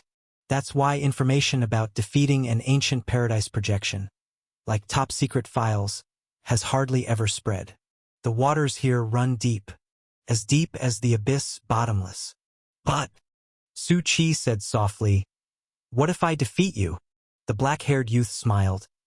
Then I will tell you everything I can say, and at the same time, you will receive a gift, the entire gift of the ancient paradise you spoke of. But, do you really think you can defeat me? The black-haired youth's cigarette was now just a stub. He smoked faster than one might expect, a true addict. I'm different from those other ancient paradise projections. What I know, represent, possess, and my strength are all utterly different. Exceptional, yet inexplicable. Even if we are of the same sequence, there's a chasm that even I cannot cross, despite holding back madly. He shook his head lightly. Your generation is really too weak. So, you were holding back. Su Chi laughed. Then why don't you just lie down there and let me finish you off? You are really eager to climb the pole. The black-haired youth raised an eyebrow. The so-called holding back, like just now. I can only delay my killing moves as much as possible, instead of striking a fatal blow. But in reality, much is restricted. Some people can't last even one round before being killed. Some die before they even face the true killing move. The black-haired youth looked at Su Chi. You are the fifth. The one to make me use that move just now. But even so, that wasn't my full strength. Su Chi paused. There were 4 others? Approximately how long ago was that? Based on the current history of Paradise, these 4 people were most likely to be from the first or second batch of the internal test. It's uncertain whether they rose to power or fell along the way. I don't remember such things. And stop trying to worm information out of me, kid. The black-haired youth gently drew his military knife, lighting a new cigarette and holding the Desert Eagle in his left hand. Time is running short. Are you ready? The black rain had shrunk significantly from before. The terrifying black and white figures could be seen with the naked eye, howling, densely packed, immensely eerie. The items that had been swept into the black rain were now turned black and white, as if their existence, too, had been erased. All right then, Su Chi said softly. Let's settle this quickly. He extended his hand. The magic cube star spun again. The yet uncollapsed cube rotated once more. The black-haired youth said, This move again? He looked at the sky full of cubes. Honestly, when I first saw this move, I was quite surprised. It's a very strange power, grand and unique.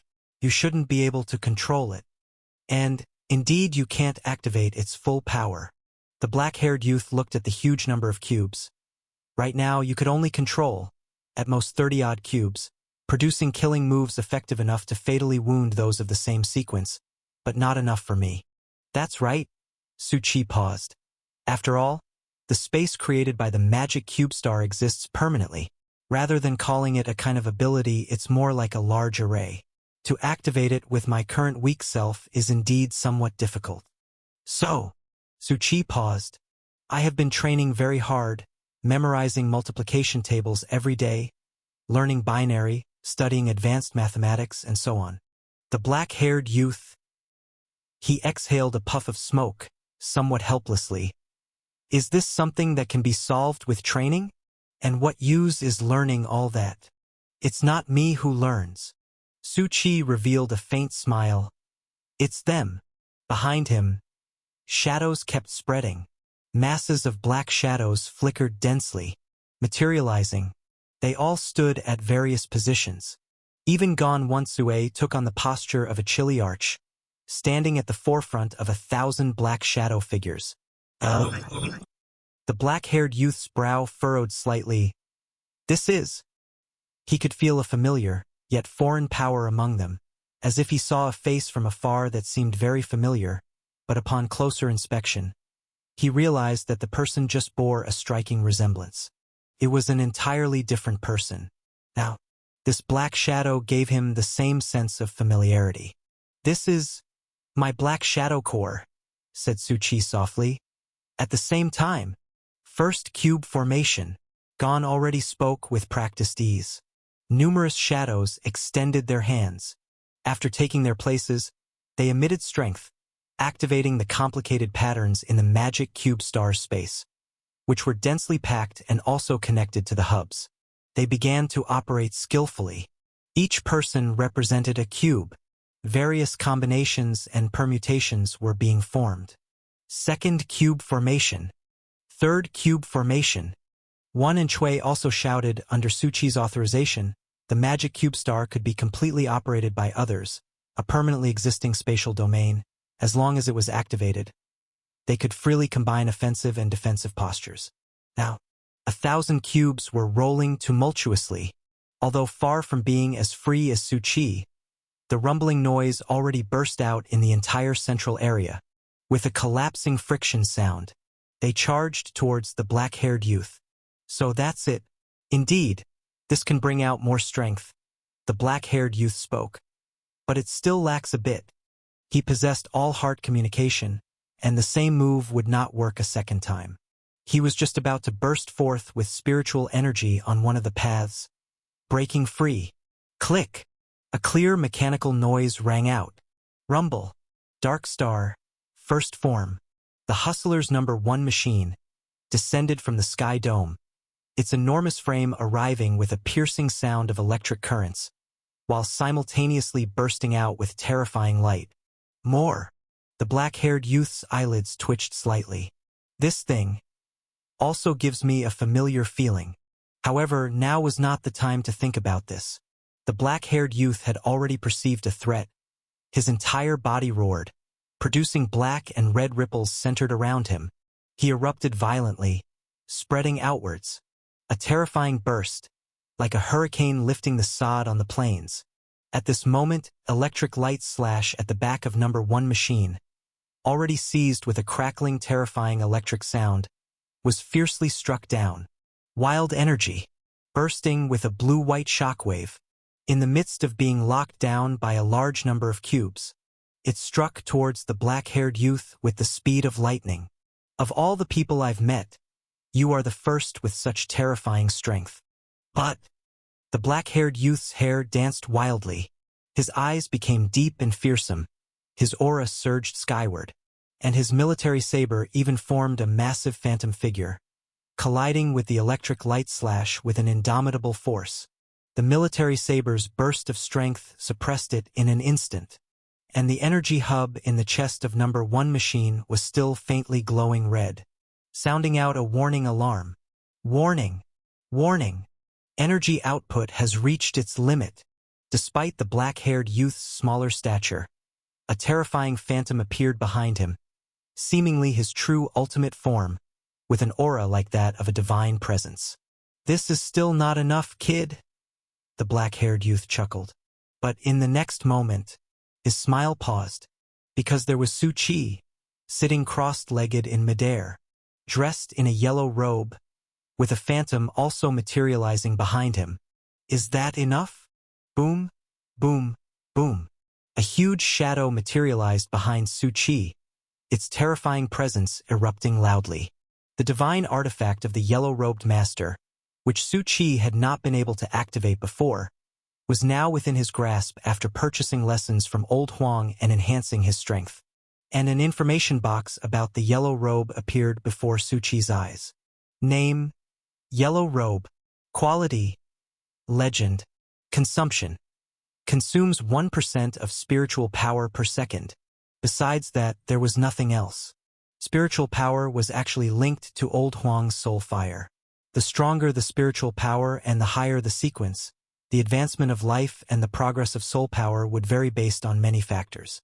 At this moment, Su Qi could naturally feel the terrifying presence flowing from the yellow robe. The shadow behind him possessed endless horror, and it was not only confronting the black-haired youth, but also targeting him. Using the power of the divine required a great price to be paid. The black-haired youth looked astounded at the shadow behind Su Qi. Even he was surprised at this moment. If Su Qi's previous methods could be described as specially powerful and rare, the current aura and shadow represented that there was a divine presence behind this guy. Interesting. The black-haired youth's gaze changed as he looked at Su Qi and smiled lightly. It gives me a pleasant surprise. He extended his hand. A terrifying wave came slashing out from the black-red shadow behind him. Boom! Su Qi's body shook. The yellow robe shadow erupted, blocking it with sheer force. He chuckled. What do you call a surprise? Everything beyond my judgments and expectations is a surprise, the black-haired youth said with profound eyes. I'm beginning to think you could defeat me. Su Qi's spiritual power was rapidly depleting.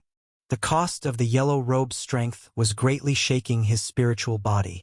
However, he didn't care about that. Instead, he smiled. Congratulations, your feeling is correct.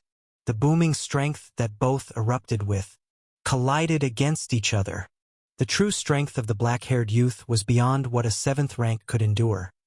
He was not a being of this level, and although his spiritual energy was within normal restrictions due to its limit, but the quality of the spiritual energy, its rank, all possessed extraordinary, intensively compressed magnificence. Beneath the burst, the ground was torn apart. Rather than a clash of strength, it was more accurate to say that a terrifying presence was colliding. The black-haired youth was already using his true strength, with no more holding back, a glint in his eyes. Crack! Su Chi hovered midair. Behind him the Black Shadow Core was even operating the cubes of Magic Cube Star, rotating, combining, deadly threats coming from all directions. There was a black and red halo behind the black-haired youth, creating astonishing ripples with each vibration. The combat between the two also caused the surrounding black rain to erupt into wild fluctuations. "What's your name?" Amidst the battle, the black-haired youth surprisingly asked. "They've already called it out several times." Su Chi laughed. "My name is Su Buxian." Su Buxian. The black-haired youth also curved a smile. "I'll remember it well. Next is my killer move. And it's also the final blow. If you can take it, it means you've defeated me. But if you can't, I'm sorry, you will miss a very important opportunity that could change your destiny." Su Chi spoke lightly. "Destiny is quite simple to change, isn't it? When I was a kid, the fortune teller said I would have my name in gold on a list and get into a prestigious university by the age of 17. Instead," he paused, "that year, I dropped out and went to join various training camps and competitions, and incidentally, I also spent 2 months in pyramid schemes, successfully dismantling several hideouts." The black-haired youth, he now realized this kid might be a bit naive. "Stop the chit-chat. There's not much time left." The black-haired youth had already noticed the surrounding black rain was contracting increasingly faster. He slowly sheathed his military knife and the Desert Eagle too. "To say something superfluous, I also had a rookie phase once and had a great team, and each comment before. They all had the shadow of my former teammates in them.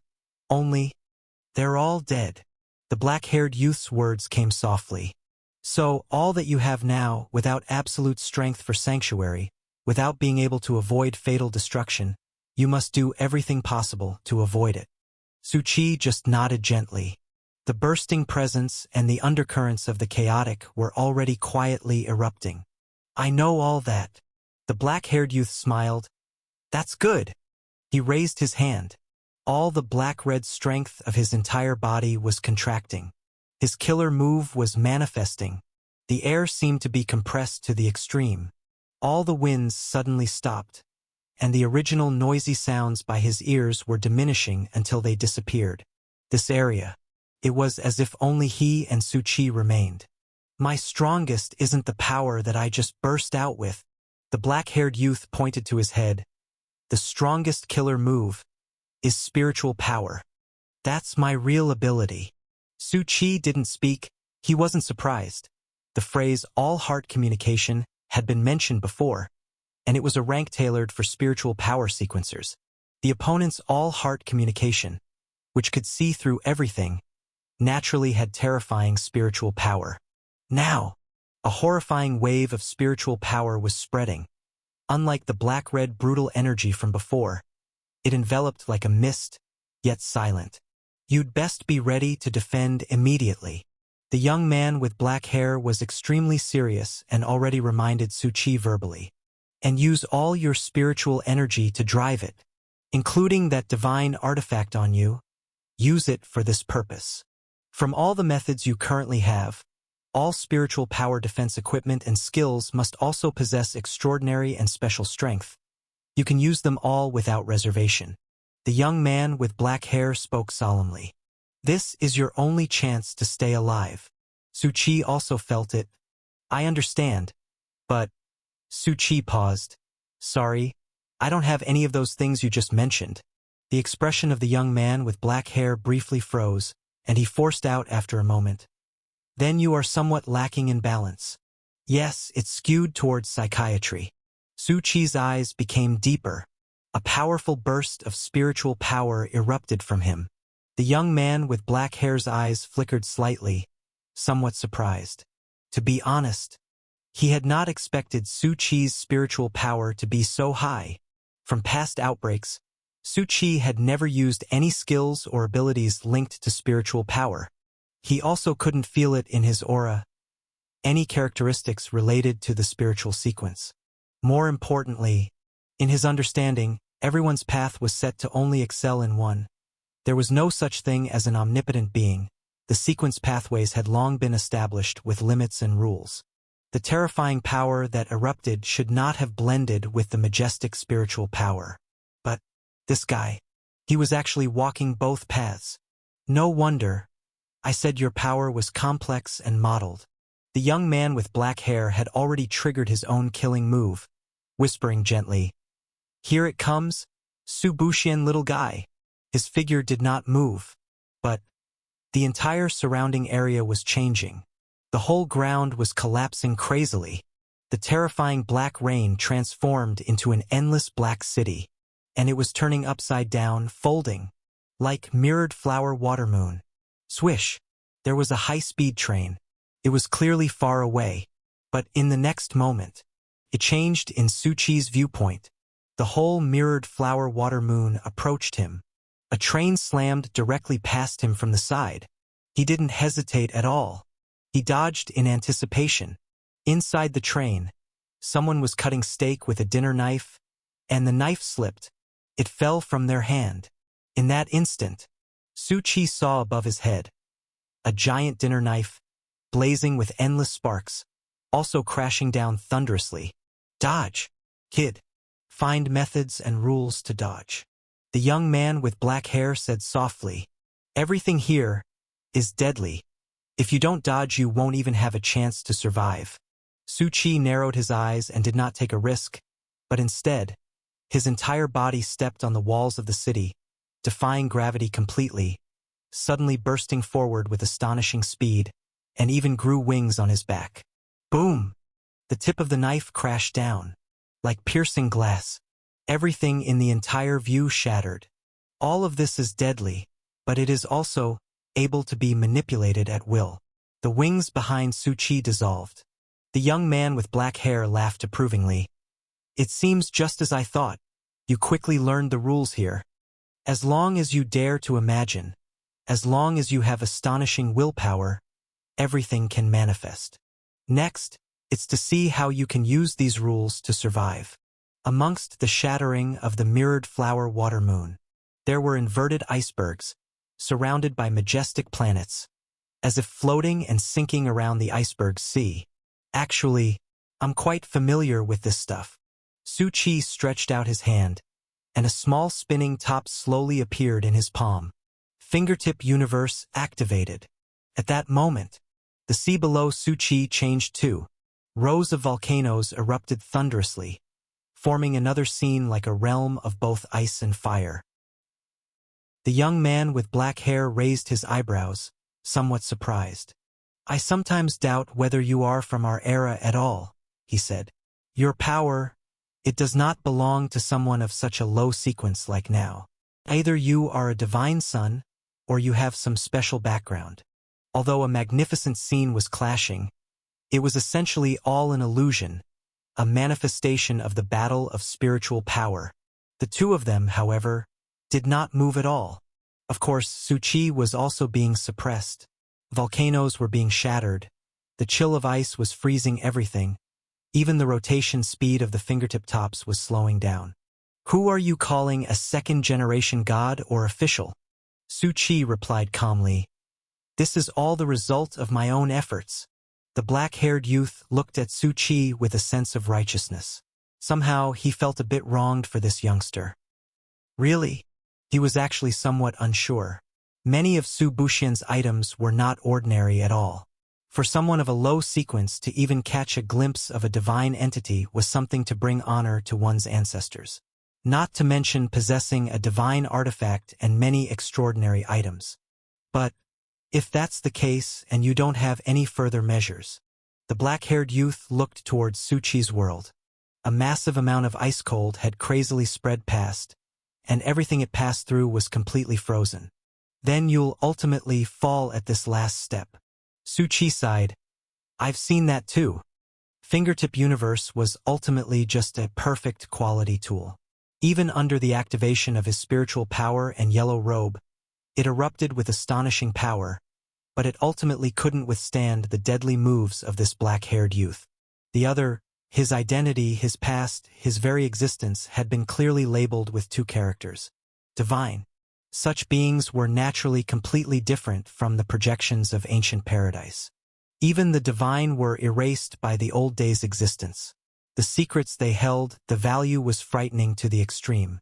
Similarly, the difficulty of defeating such an opponent, the probability of overcoming them, was as low as finding a needle in the ocean, almost non-existent. Too bad. My older brother doesn't agree. The black-haired youth's eyebrows suddenly jumped, because at the next moment, Su Chi's left eye slowly changed. The entire pupil and all the white parts vanished, like a deep pool. A terrifying aura surged like roaring waves, rapidly permeating, filling the air. What is this? For the first time, the black-haired youth's expression changed dramatically with a look of uneasy dread continuously appearing. Su Chi's surroundings, the volcanoes, had already been frozen over considerably. But at the next moment, complete waves of darkness were roaring out, with a speed so fast, just like the sun being extinguished. Endless light was swiftly disappearing. What in the world is this? The black-haired youth was astonished, shocked, almost in disbelief. Why is there an abyss force in here? Are you an entity from the abyss? Don't talk nonsense. I'll sue you for libel. Su Chi's left eye, carrying a terrifying black pool, seemed to devour everything. All of this is my power, and it has nothing to do with the abyss. You mother****. The black-haired youth cursed. He couldn't hold it in anymore. The aura of the abyss was practically sticking to his face, and you still insist with self-righteousness that it has nothing to do with the abyss. And moreover, the black-haired youth's eyes nearly splitting as he looked at the grand illusion behind Su Chi, biting his teeth hard. Evil God! At this moment, the black-haired youth's spirit was not only suppressed, but because his heart was incredibly shaken, the entire mirrored flower water moon world began to shake, about to collapse. With a loud bang, it shattered completely.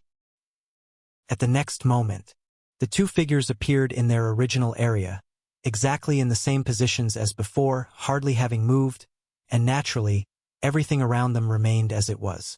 All the previous scenes were merely illusions. Snap! Blood vessels in Su Chi's left eye burst.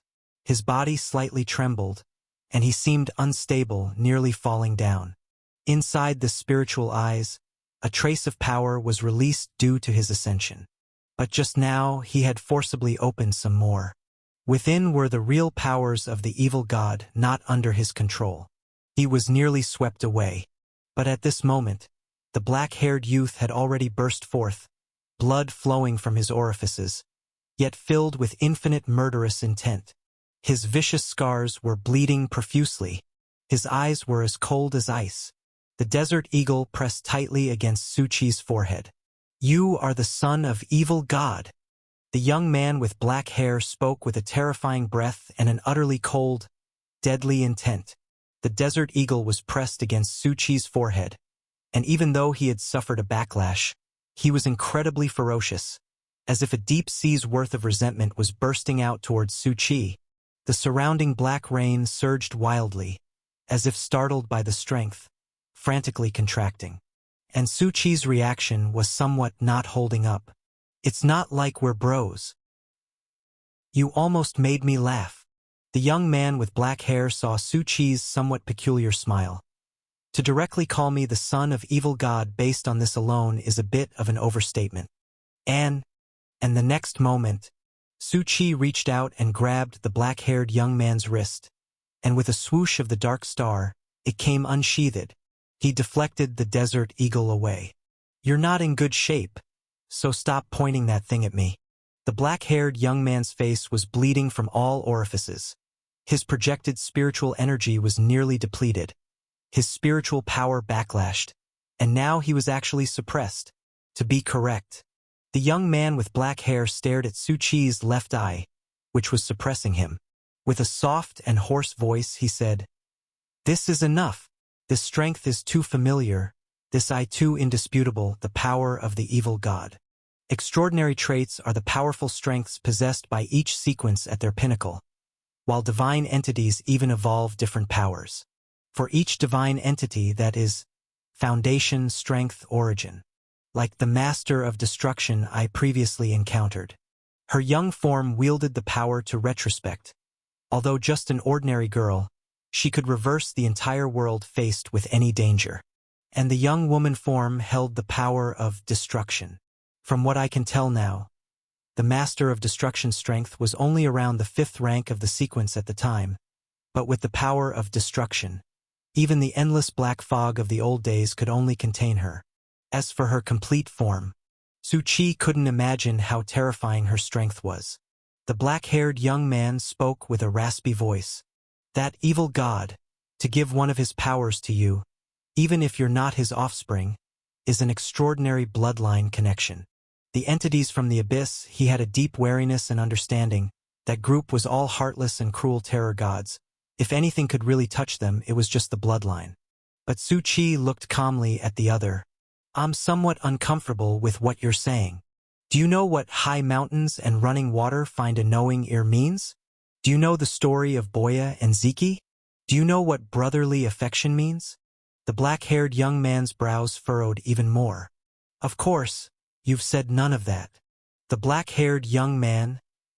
"Also," Su Qi gently raised his hand, "if the evil gods I shocked you, here I have items gifted by friends from various walks of life. The master of destruction's glaze, emitting the aura of destruction from behind. The god of knowledge's books, hovering in front of Su Qi, the pages turning rapidly.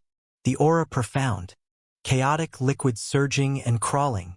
Deep red curse on the arm, sending out faint and mad roars of unease. The pattern on the other side emitted a large amount of black shadows." The black-haired young man's pupils finally shrank. Slightly shocked, he murmured, "Who are you, exactly?" He was utterly baffled. No one has ever stacked so many buffs on themselves. But the point was, the strength of these items was so real, and all of them had the aura he had seen before, with terrifying entities backing them. "Have I not already introduced myself? Rank 7 in strength, unmarried, male, just a not very famous ordinary Paradise player." The black-haired young man's veins throbbed. "Say again you're an ordinary player." "That would rather be a slightly famous player." Su Qi pinched his fingers together, forming a small gap. "Additionally, I'm still growing, but someday I will traverse the 10,000 realms as the sect hierarch of the Hustlers sect, Su Buxian. Those items I just showed are from the angel investors of our sect." The black-haired young man took a deep breath. This guy was doing this on purpose, saying all this meant he wasn't planning to tell the truth. Of course, he didn't believe this guy was an ordinary player, but indeed, it overthrew his earlier thoughts. This kid really wasn't a son of evil god because he had too many divine buffs on him. The key was, although the kid hadn't shown it, he had just felt a familiar aura from inside his body. That one who had once had strength in this kid. So what now? Su Qi looked around at the continuously contracting environment, where the original central area had shrunk to just over 20 meters. Setting aside those matters, if we go by what was said just now, it seems like I've already won. The black-haired young man's heart was complex. He nodded slowly. "Yes, you've won." The other's components were complex, but if that existence's aura was present, that meant at least this kid seemed. The black-haired young man looked towards the surrounding black rain as well, because he had forcibly burst out and did many things that broke the rules and exceeded limits, making the black rain contract faster than before. "Anyway, I will fulfill my promise just now. Firstly," the black-haired young man softly began, "my surname is Zhang." Su Qi paused for a moment, then went on with a thoughtful tone.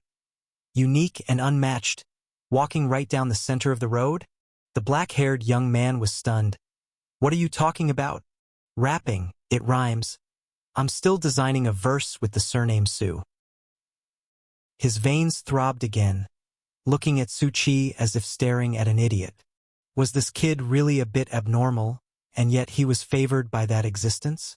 The dark-haired youth took a deep breath and said, "Your previous guess about the projection of the ancient paradise was actually correct. We existed just like you do now, struggling and fighting. However, back then, we didn't call it paradise. Instead, the dark-haired youth looked at Su Chi and said, Main God Space." The black rain made a thundering sound, as if these 4 words were related to traces of non-existence. Yet at the same time, a strange power blocked the black rain from coming inside. Su Chi knew this was because he had defeated the dark-haired youth and completed the rule, which seemed to break a limitation and stabilize it.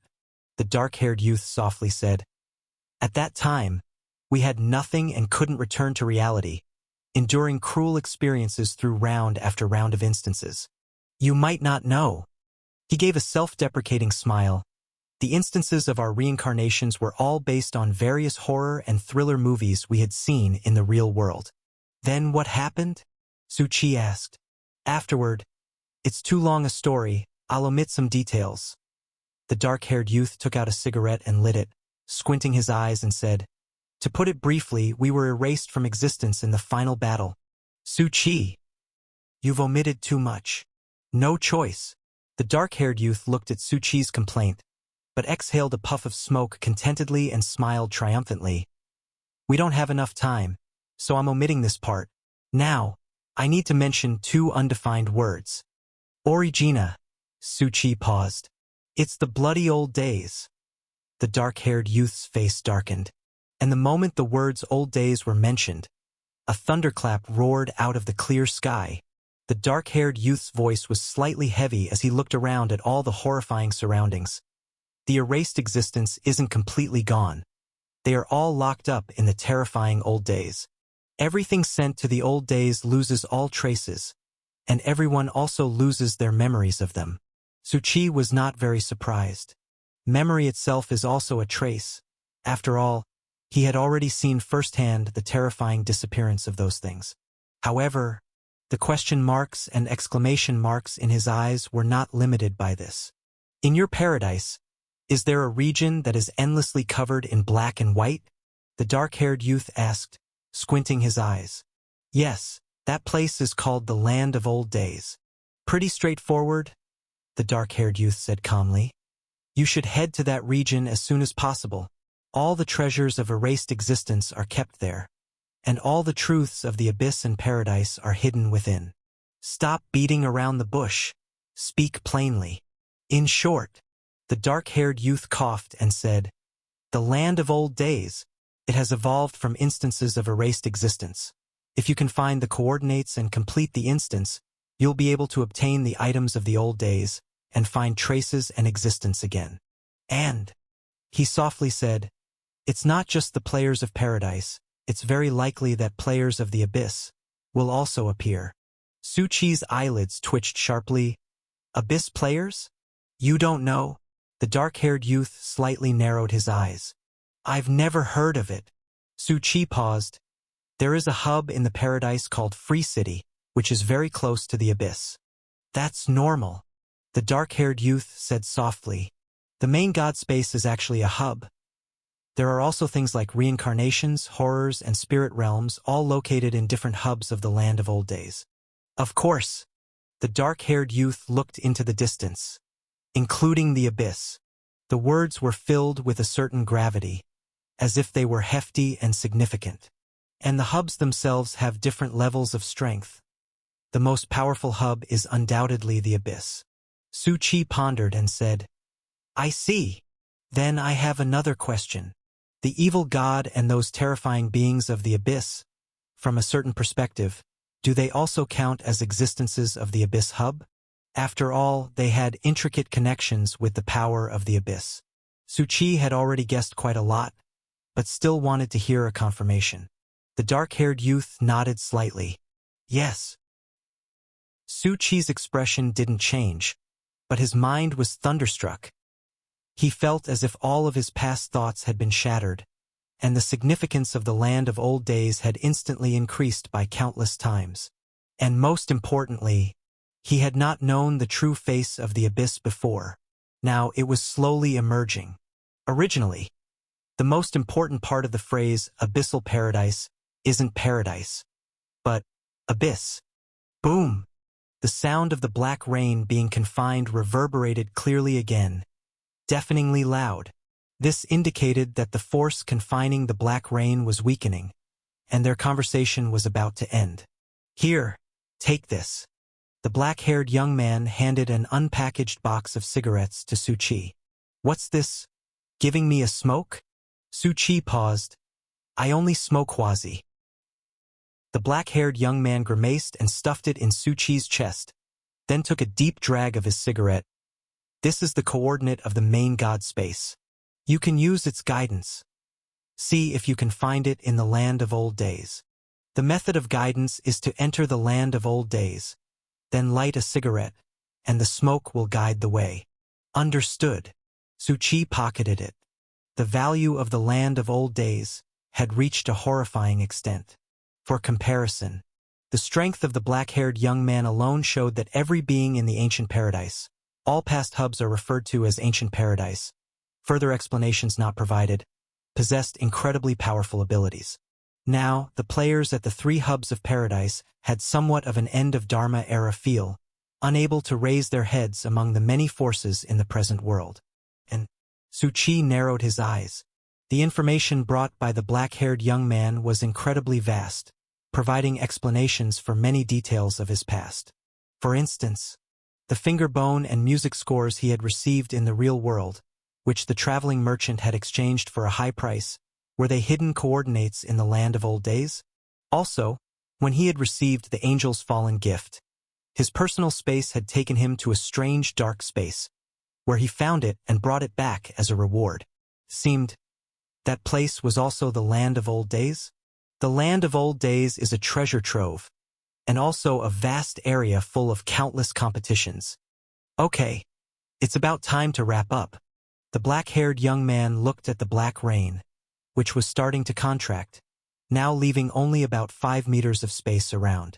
Additionally, he stretched out his hand and threw a black shadow over. Take this too. Su Chi caught it. It was the silver-white desert eagle. Name: Endless Eagle. Quality: Legend. Basic attribute: each bullet will inevitably hit the target you aim to shoot. Current convertible high-energy states of the Desert Eagle.